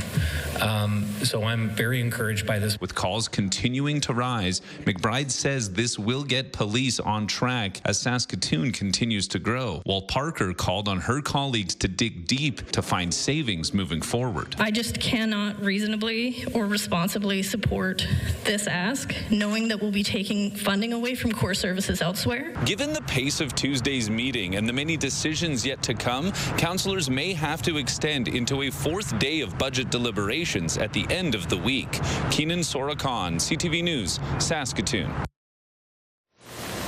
Daryl, small businesses hoping for an economic boost this weekend. Comes after months of sluggish consumer spending, and as Carla Shinkaruk reports, businesses now feeling the strain. Sask Made Market, customers making a conscious effort to shop local. It benefits all of us in the end by keeping the money, our tax money in our economy, keeping just like helping all these little businesses. And that's exactly what the Canadian Federation of Independent Business is urging shoppers to do November 29th on Small Business Saturday. It's wedged right between Black Friday and Cyber Monday, and it's really just an opportunity to support local entrepreneurs and shop local. Not a new message, but perhaps more vital now. We're seeing confidence levels that are below historic levels. In Saskatchewan in particular, we have around half of our members saying that they're facing low demand, so a lack of consumer spending. And the reality of Amazon's appeal is very much on the minds of those we spoke to. Everybody shops on Amazon. It's like a very easy, quick buy, but if you put in the research and look for shops around where you could probably find similar products, maybe even better products. Staying away from the big Amazons and the big box stores is very key to being able to support a local economy. So while it may be tempting to shop online, the payback for the community just doesn't compare. Now more than ever, it's more important for us to support those local small businesses who support local sports teams. They donate to local food banks. Back at this store, American tariffs also resulting in some U.S. customers getting products than this. they end up having like $100 like handling fee at the end that we don't control, that they don't control. 8 orders like this canceled last week. So for brick and mortar businesses, having customers stop by this shopping season could make all the difference. I think about if I want this business to be around for 5 or 10 years, not just like if it's convenient for me this winter. Carla Shinkaruk, CTV News, Saskatoon. Residents of Ituna, Saskatchewan rallying to save their local theatre. Virginia DeClute reports. After losing its hotel to a fire 5 years ago, Ituna is faced with losing its only theater as well. Its owner decided to put the building up for auction, but now the local community is coming together to keep the projector on. Let's save it. That was my feeling, and we've got to keep it. We've lost too many things in small communities. We have to keep these things going, and everybody has to step up and do their part. So the locals got to work, taking a small-town approach to buy the theater. We're raising money through a co-op model, Ituna investment co-op model, where people can give up to $1,000, goes into an investment account, and we're hoping to get enough to purchase the theater and own and operate it locally. Terry Collodi has worked at the theater since he was 14, more than 40 years ago. It means a whole lot. You know, this was like one of the hubs of the community. You know, everybody would come here on the weekend. He says losing this place would be another heartbreaking blow to the community. To lose this place would really kill the atmosphere on Main Street. But the community's efforts aren't finished yet if they hope to keep the silver screen alive. We're really hoping for this final push in the next few days where people will step up and donate, or not donate, but invest what they can, up to $1,000. The community remains hopeful that people would buy a piece of the theater for Christmas. Ituna actually won the 2025 Participation Award. So, I mean, the community spirit is here to do a lot of great things with this building if we can save it from the auction block. The auction listing closes on Friday. Virginia DeClute, CTV News, Ituna. Has the fog lifted yet? Nope, it has not. We're still looking very foggy out there here this morning. As you can see behind me, or lack of seeing in this case, not a lot going on here other than fog. Let's take a look at that current temperature, though. -11. Those wind speeds are picking up just a little bit, 6 kilometers per hour right now in the Queen City. Again, this fog is expected to lift as the morning goes on, but more people are getting up and ready for work here this morning. So just be cautious on your commute. It is going to be a little hard to see. Now over in Saskatoon, -17 as that current temperature. Much less fog. We are starting to see that lift. And again, those wind speeds are only about 4 kilometers per hour. So we do have a beautiful morning here. We just like to see it and enjoy it.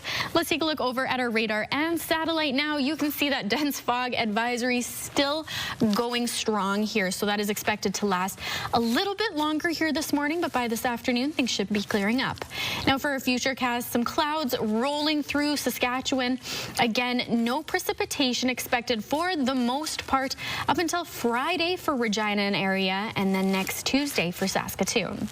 Current temperatures across the province: Stony Rapids seeing about -11, Buffalo Narrows -15, South End -7, Nipawin -6, Spiritwood -17. The Battleford's also seeing about -17, Kindersley -14, Wynyard and Yorkton -6, and Estevan -12. Let's take a look over at our highs for today. Now that sun is going to try to peek out here. The Battleford's at about -7 for the high, along with Prince Albert. Yorkton -4, Estevan -8. Starting to see a little bit of those flurries rolling in. Swift Current -3, along with Moose Jaw and Weyburn -6. Now for our 7-day forecast, today in Regina, -5 is our high. This evening we'll be hitting a low about -15, so make sure you're bundling up today. Now tomorrow we're seeing a little bit of cloud cover in the sky, and on Friday is when those flurries are expected to begin. -8 as that high. Now over to Saskatoon here. today, -7 as the high, -14 as that low this evening. Now we'll see that sun sticking around through Thursday as well. And on Friday, those clouds are going to begin to gather at -11. A beautiful weekend, though, with some sunny skies. -12 on that Saturday, -13 on Sunday. And of course, we've talked about it all morning on Tuesday, -10, and those flurries are expected.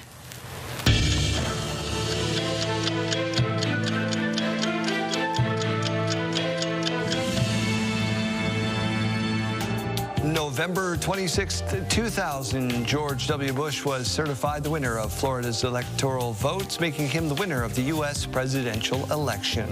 November 26, 1917, the National Hockey League was established during a meeting at Montreal's Windsor Hotel.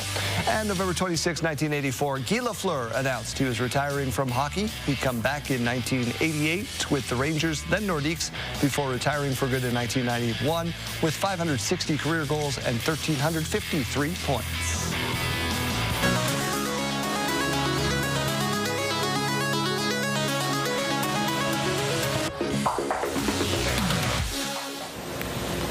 In case you missed it, one of Germany's most picturesque Christmas markets has reopened after a 2-year relocation.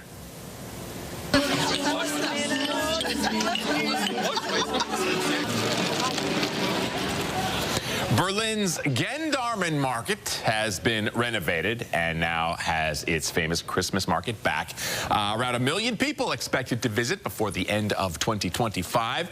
These kinds of markets have been cherished in Germany since the Middle Ages. These days, this is a great place to do some Christmas shopping, some ice skating, or grab a snack, maybe some mulled wine. My mother-in-law and her sisters went on a trip to Germany just to visit some of these Christmas markets a few years ago. Pretty awesome. Wow. You always see them in Hallmark movies and so forth. I was just thinking that. They're everywhere, so. Gorgeous. Great little trip. Yeah. We're talking about great little trips right here at home, your favorite Saskatchewan landmark, because the city of Regina put out those big 3D pins to say, hey, visit here while you're in town for Canadian Western Agribition. That's right. So we did get some good answers coming in here. This one is very relevant to the day because it's just south of Blaine Lake. So the largest and oldest tree in Saskatchewan. That comes from Lyle. Is there a plaque on it that says that? Or is Lyle just like, this is a very old tree?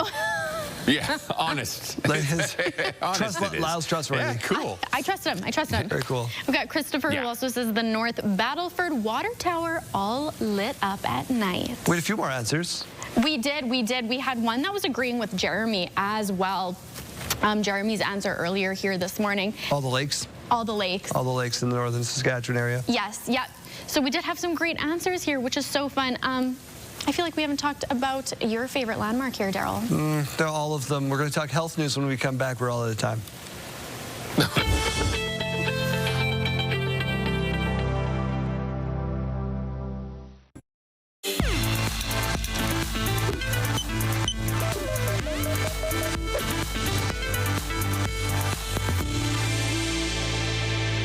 From the Lemons for Leukemia Challenge, we're trying to break the world record for most amount of bone marrow donation signups, to our own one-match second chance drive. Everyone here at Howard University is ready to be the match for somebody. For more than a decade, Good Morning America has shined a light on the promise of stem cell donations in offering a life-saving cure. Without her, my son wouldn't be here. After our own Robin Roberts documented her journey in 2012, undergoing a stem cell transplant thanks to her sister, her perfect match. I think now is a good time to say, go Sally, go! Helping treat her myelodysplastic syndrome. Robin's advocacy has inspired more than 38,000 people to swab their cheeks and sign up, including me. Okay, so just got into the car, headed to a blood center to have a little bit of blood drawn. I'm usually the one covering the story, but a few months ago, I got an email from NMDP telling me I was a match. What they've told me is that I'm a match for a middle-aged man on the other side of the world who has bone cancer. Honestly, when I signed up for this registry, I didn't know that I would ever hear from them ever again. And this email out of the blue is a pleasant surprise because we could get to do something pretty cool here, I think. After passing a few screenings, it was go time. First, a nurse gave me 5 days of injections to supercharge my body's stem cell production, and then I was off to Seattle, with NMDP covering travel and accommodations for me and my caregiver, my girlfriend Grace, to go to their blood center, where every year hundreds of volunteers come to donate. So we're all set up here. This machine is taking the blood out of my right arm here, and somewhere in there it is separating the stem cells. For me, the entire process was relatively pain-free. It takes the average donor 4 to 6 hours. I was done in less than 3. NMDP says there is still an urgent need for young, healthy, and willing donors, but there's also promising new research on the horizon for unrelated, partially matched donors to increase access and outcomes. The genetic profile of America is only increasing. And through this research, that enables us to provide more donors. That means we're providing more hope to patients who didn't necessarily have it. Health Report, brought to you in part by Saskatchewan Blue Cross, protecting your health since 1946. It is a big shopping week across the continent, and our Mike Siona is getting wrapped up in giving.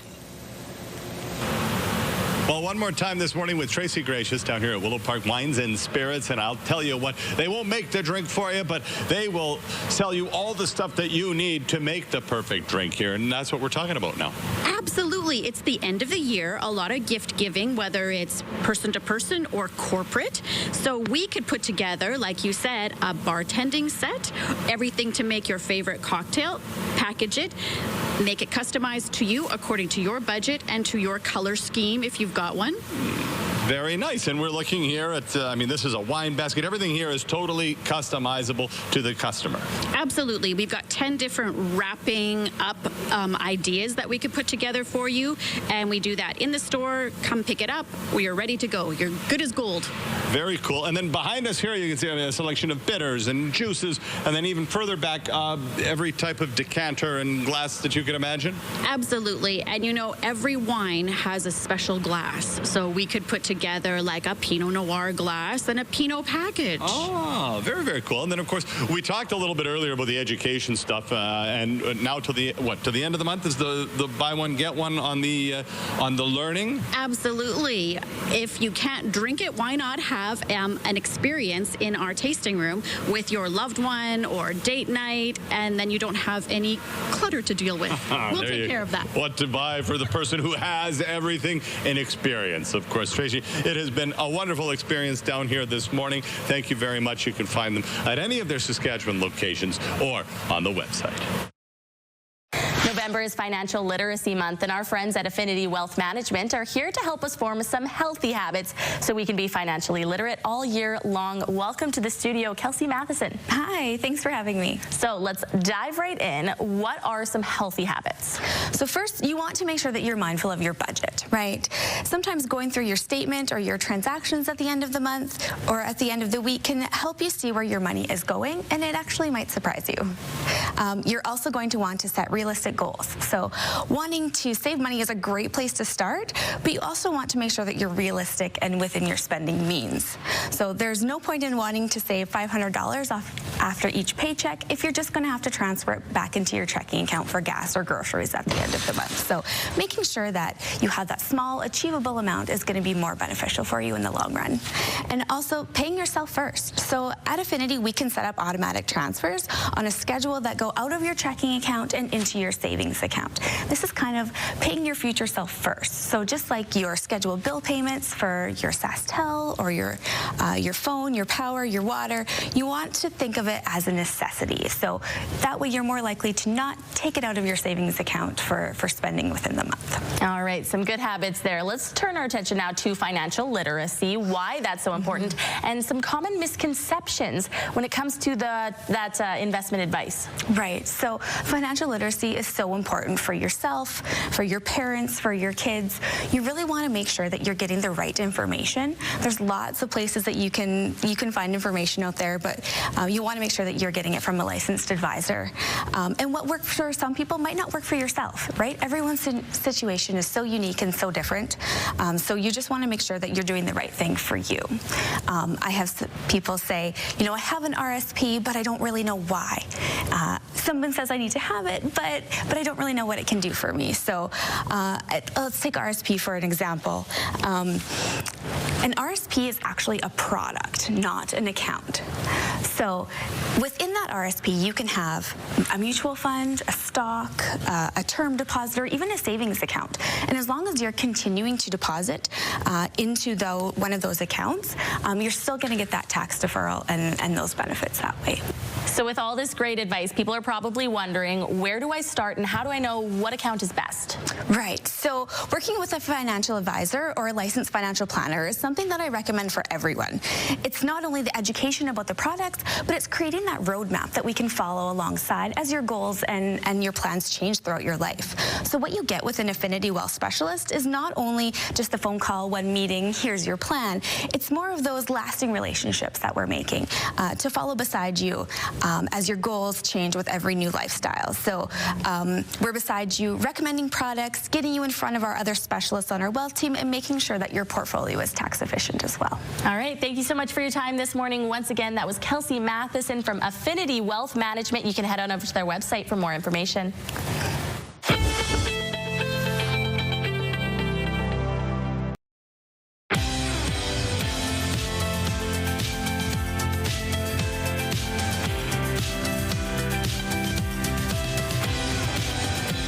Welcome back to your morning. More people are homeless in Saskatoon. The city releasing its most recent count of people considered without permanent residence. Hallie Mandrick on what's being seen in the city. There are 432 more unhoused people in Saskatoon, according to the city's most recent point-in-time count. The 2024 results accounted for 1,931 people who are experiencing various different types of homelessness. And we know that we do not have the facilities in Saskatoon to be able to fill what's happening. And it's scary. Our city's in a crisis when it comes to homelessness. The PIT count breaks the total number down into 6 different categories.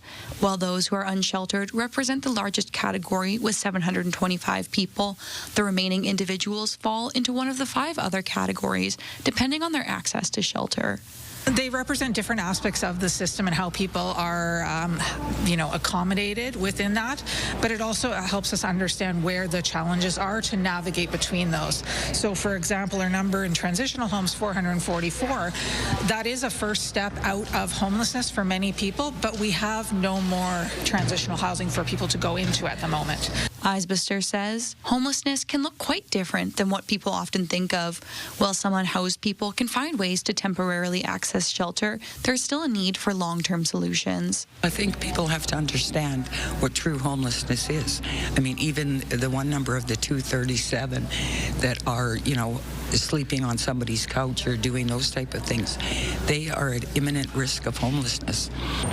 The Saskatoon Tribal Council's Wellness Centre is expected to expand its hours within the week after hiring additional staff to ensure that it's operable 24/7 throughout the winter months. Hallie Mandrick, CTV News, Saskatoon. A Saskatchewan company is hoping the city of Prince Albert will open up the market for cannabis retailers. Jasmine Peltier with why.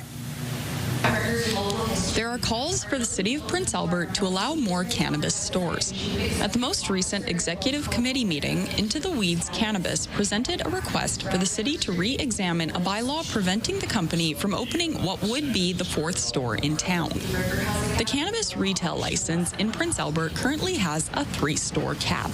Into the Weeds co-owner Megan Paladwar-Valeris says that Prince Albert is the only large Saskatchewan city still operating under a hard cap. We completely understand and respect community concerns around substance use, homelessness, and downtown safety. But those challenges are not driven by retail cannabis.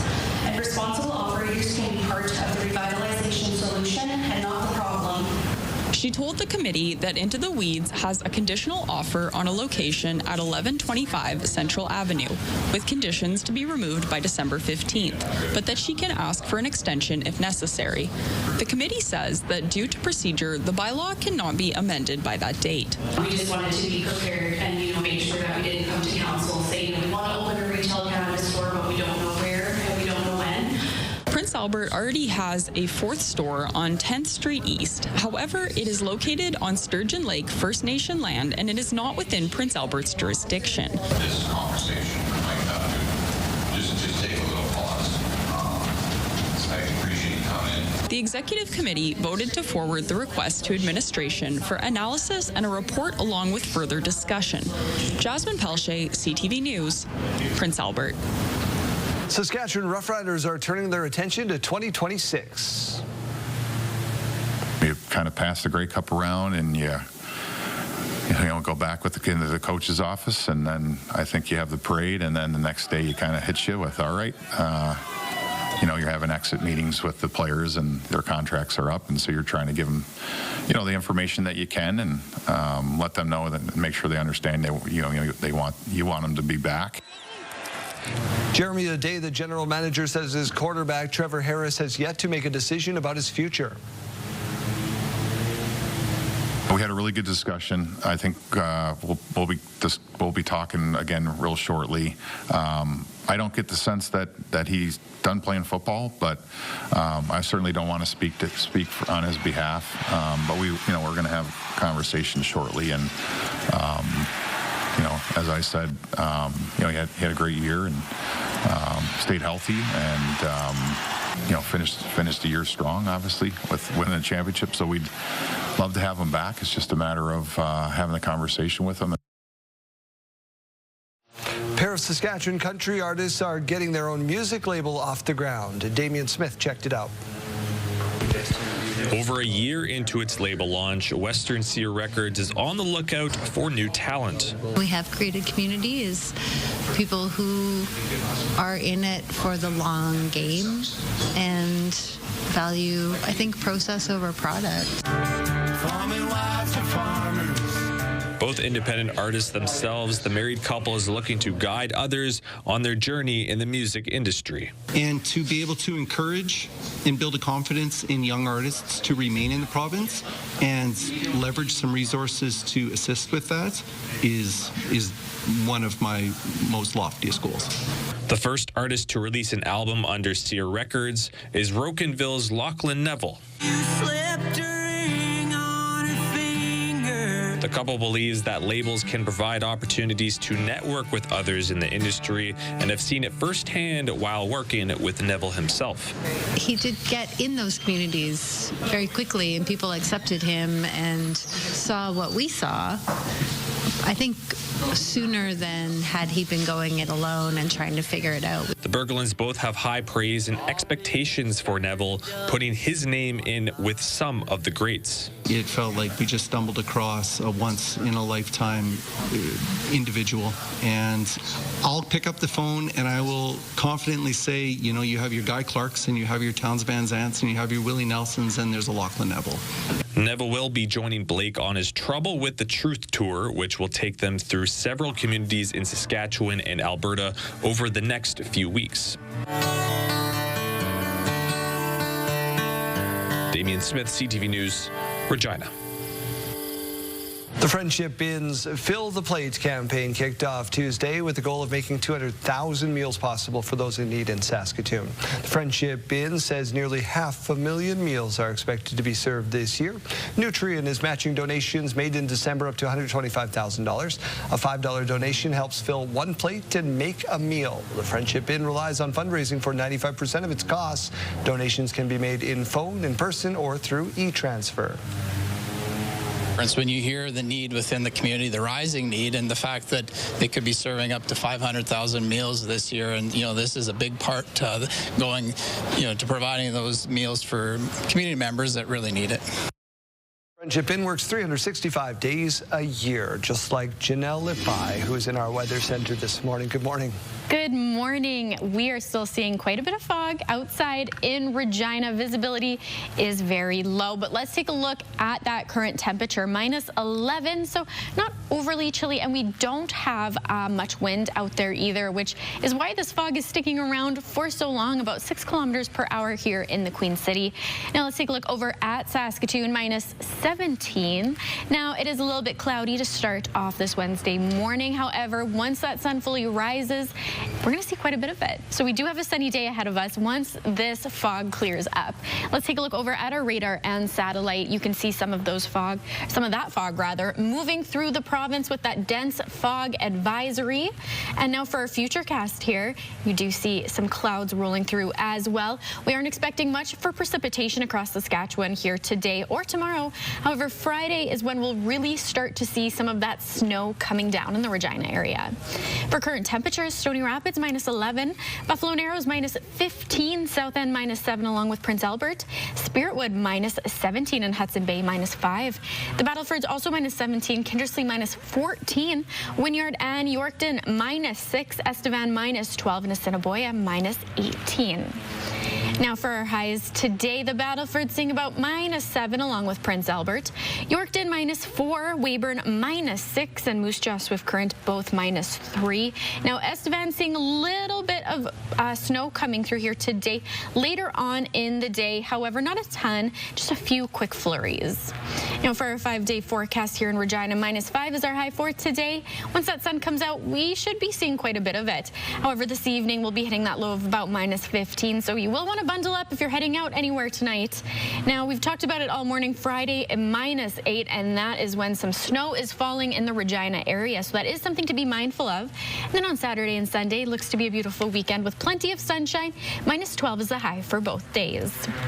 Over to Saskatoon, today's high is -7, seeing that sun peeking out slowly but surely. Now, Friday is when some of those clouds will start to gather. -11 as the high, and on Saturday and Sunday, seeing a little bit of sunshine coming out as well. -12 on Saturday, -13 on Sunday, and on Tuesday of next week is when Saskatoon will start to see some of those flurries as well.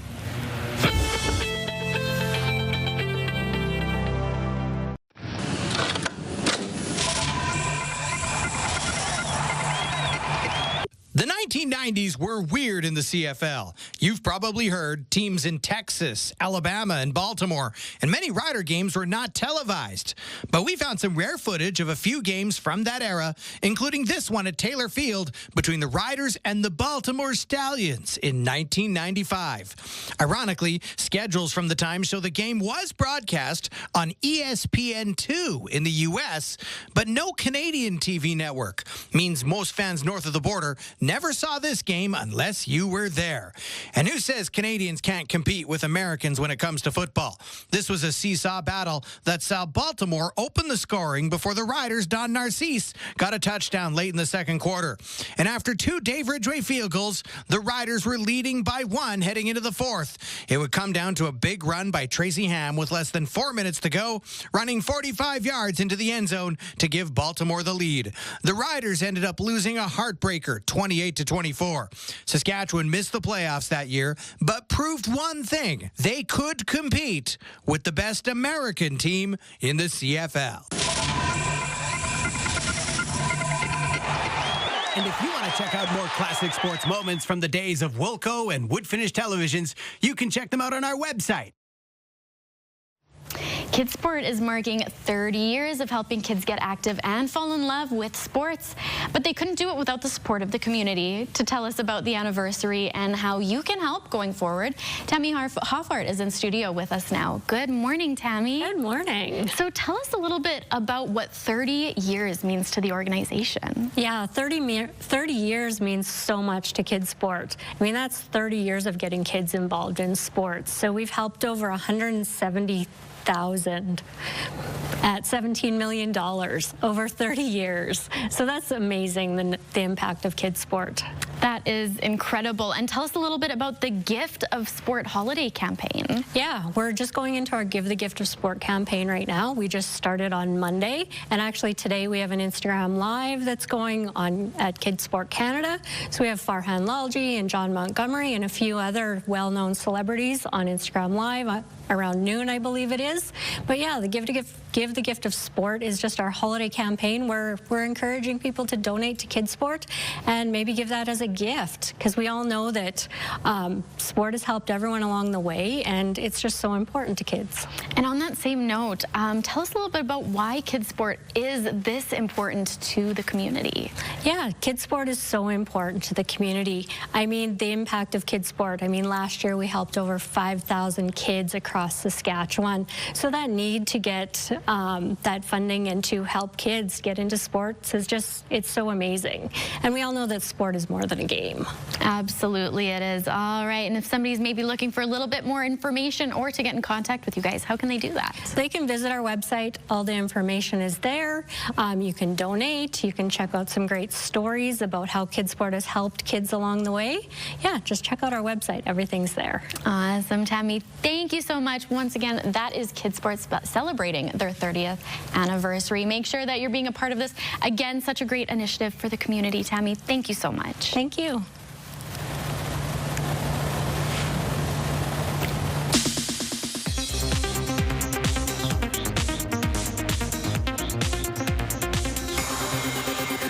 So we have this. Public media stations are feeling the joy of painting. This Bob Ross artwork went for more than $1 million in John Oliver and Last Week Tonight's auction benefiting public media. In all, the auction raised more than $1.5 million for stations facing the loss of federal funding. Really exciting. Scarlett Johansson is set to star in the next Exorcist movie. The new feature from Blumhouse and Universal reportedly will not be a remake or a sequel, but will be set in the Exorcist universe. There were 7 of them. 7 rich pricks between myself and $28 billion. Glenn Powell prunes a few branches of his family tree to reclaim his inheritance in How to Make a Killing. The supporting cast includes Ed Harris and Margaret Qualley. The darkly comedic thriller hits theaters February 20th. In Hollywood, I'm David Daniel.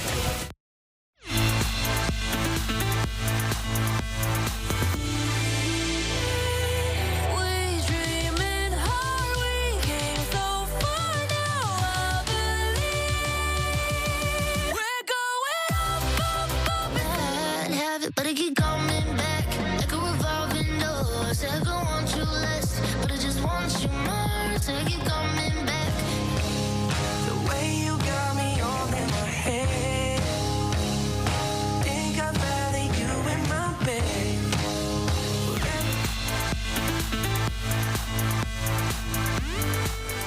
The CTV Your Morning Saskatchewan Bundle of Joy campaign is back. Every year, we collect diapers and wipes for those in need over the holiday season.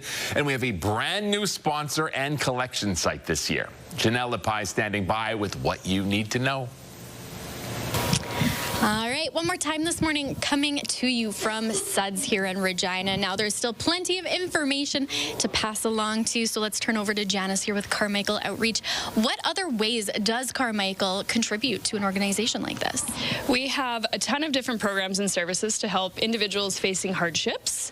So we have housing advocacy, we do daily mail programs, we have a clothing boutique, we have a ton of programs and services. If you want more information, look on the website. But with a lot of things is we're seeing an increased demand, but not the funding or the donations that are matching the demand. So having diapers and wipes and a contribution from Suds has been absolutely incredible to fund the work we do and provide frontline essential services. Fantastic. And that is a very important note that this year no formula donations are being accepted. However, diapers, wipes, all of the above, make sure you're bringing those in.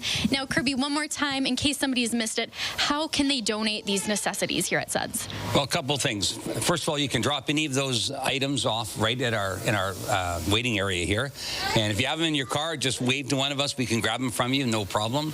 And the most significant way is cash donation. And we have a special wash. It's called Bundle of Joy Wash. And it's our Diamond Shield wash. And we've added $10 to the cost of it as a donation from yourself. And then we're contributing $10 as well. So every Bundle of Joy wash that we sell, $20 is going to be a cash donation to the Carmichael Outreach. So that's significant. So we hope that people will take advantage of that offer, and we can make a big difference this Christmas season to the people that rely on Carmichael Outreach. Absolutely, and a very important organization, a great initiative here. Once again, that's CTV, Your Morning Saskatchewan's Bundle of Joy. If you can donate, if you've got the supplies, come on down to Suds this holiday season. Would love to see you. Again, you can drop off your donation at Suds Car Wash until the 18th, and donations go to Carmichael Outreach to help those in need. We will be right back.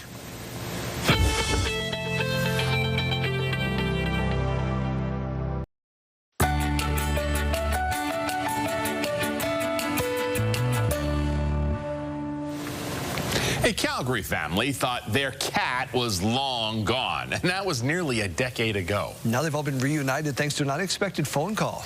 Here's CTV's Tyson Fedora with the story of a very honorable cat that finally made their way home. It's a quiet, snow-covered rural road just south of Okotoks. This is where Catherine the calico cat was found last week before being dropped off here at the Southern Alberta Veterinary Emergency Hospital. Just hearing that she had both a microchip and a tattoo, and we still couldn't locate any owners, just didn't sit right with me. A call out on social media spread the word. Staff were looking for its owner. Then a call to the Humane Society connected with Karina Murray.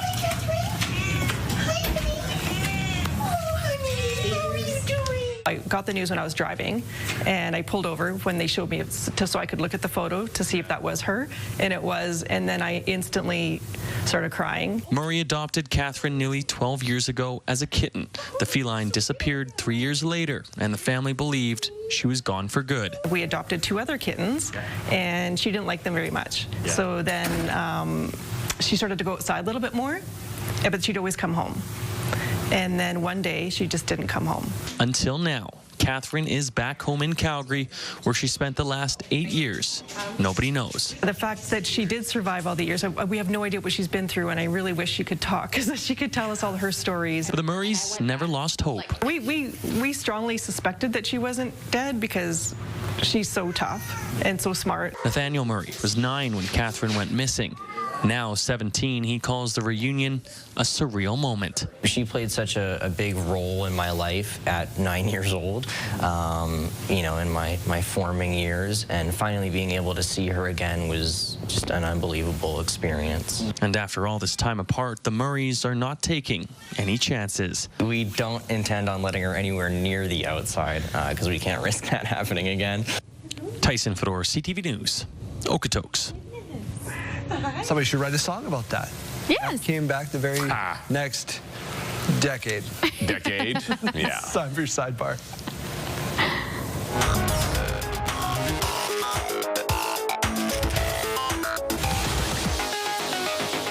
Maybe he was just checking out some things in Regina, because we got these 3D pins around town now that are showing some of the places that you can go. So here's what they look like. They got a QR code on them. They're at the casino, the science center, the museum, that kind of thing. So you scan them, it'll take you to a video, tell you what's going on around town. As long as you're in town for a Canadian Western Agribition, you can even win a prize. We like prizes. How fun is that? I like prizes. That's cool. What do we do with them after? Can we repurpose these? They're kind of fun. I think you keep using them. I think, you know, Kayleen has a day off. Until the next big event. Kayleen has a day off. She comes back in, bam, that's on her desk. I mean, that seems logical, right? A gift. Yeah. It's just an offering for her. Jeremy, what do you have for us? All right, you can check out the new dinosaurs at the Museum of Natural History in New York, the museum's holiday tree. is decorated with origami dinosaurs, cranes, and other creatures. It's an origami holiday tree, and apparently it's a tradition there dating back more than 40 years. This year's theme is New Beginnings. It's a nod to a new exhibit on the end of the age of dinosaurs. It's kind of messy.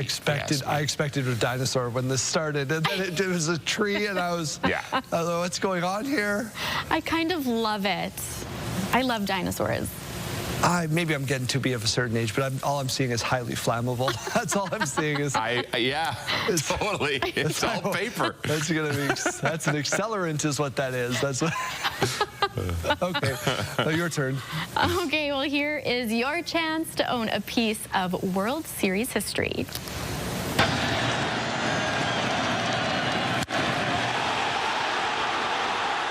The ball from Addison Barger's Game 1 Grand Slam is going up for auction. The home run was the first pinch hit Grand Slam in the World Series history.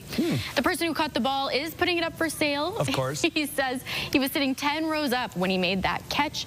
The high bid right now is about $560. Which is likely, which is likely about like 1/8 of the cost of the ticket if you saw some of the resale value. Yes, a very He's just trying to recoup some funds. I'd say 10 grand or no. I'd keep it. Like, that's a cool thing. That was when there was still hope that the Jays were going to win this thing. Yeah. Shout out to Grandma Beth and Estevan, who's still very upset about it and told me never to bring it up on TV again. That's it for us. Thank you so much for being with us.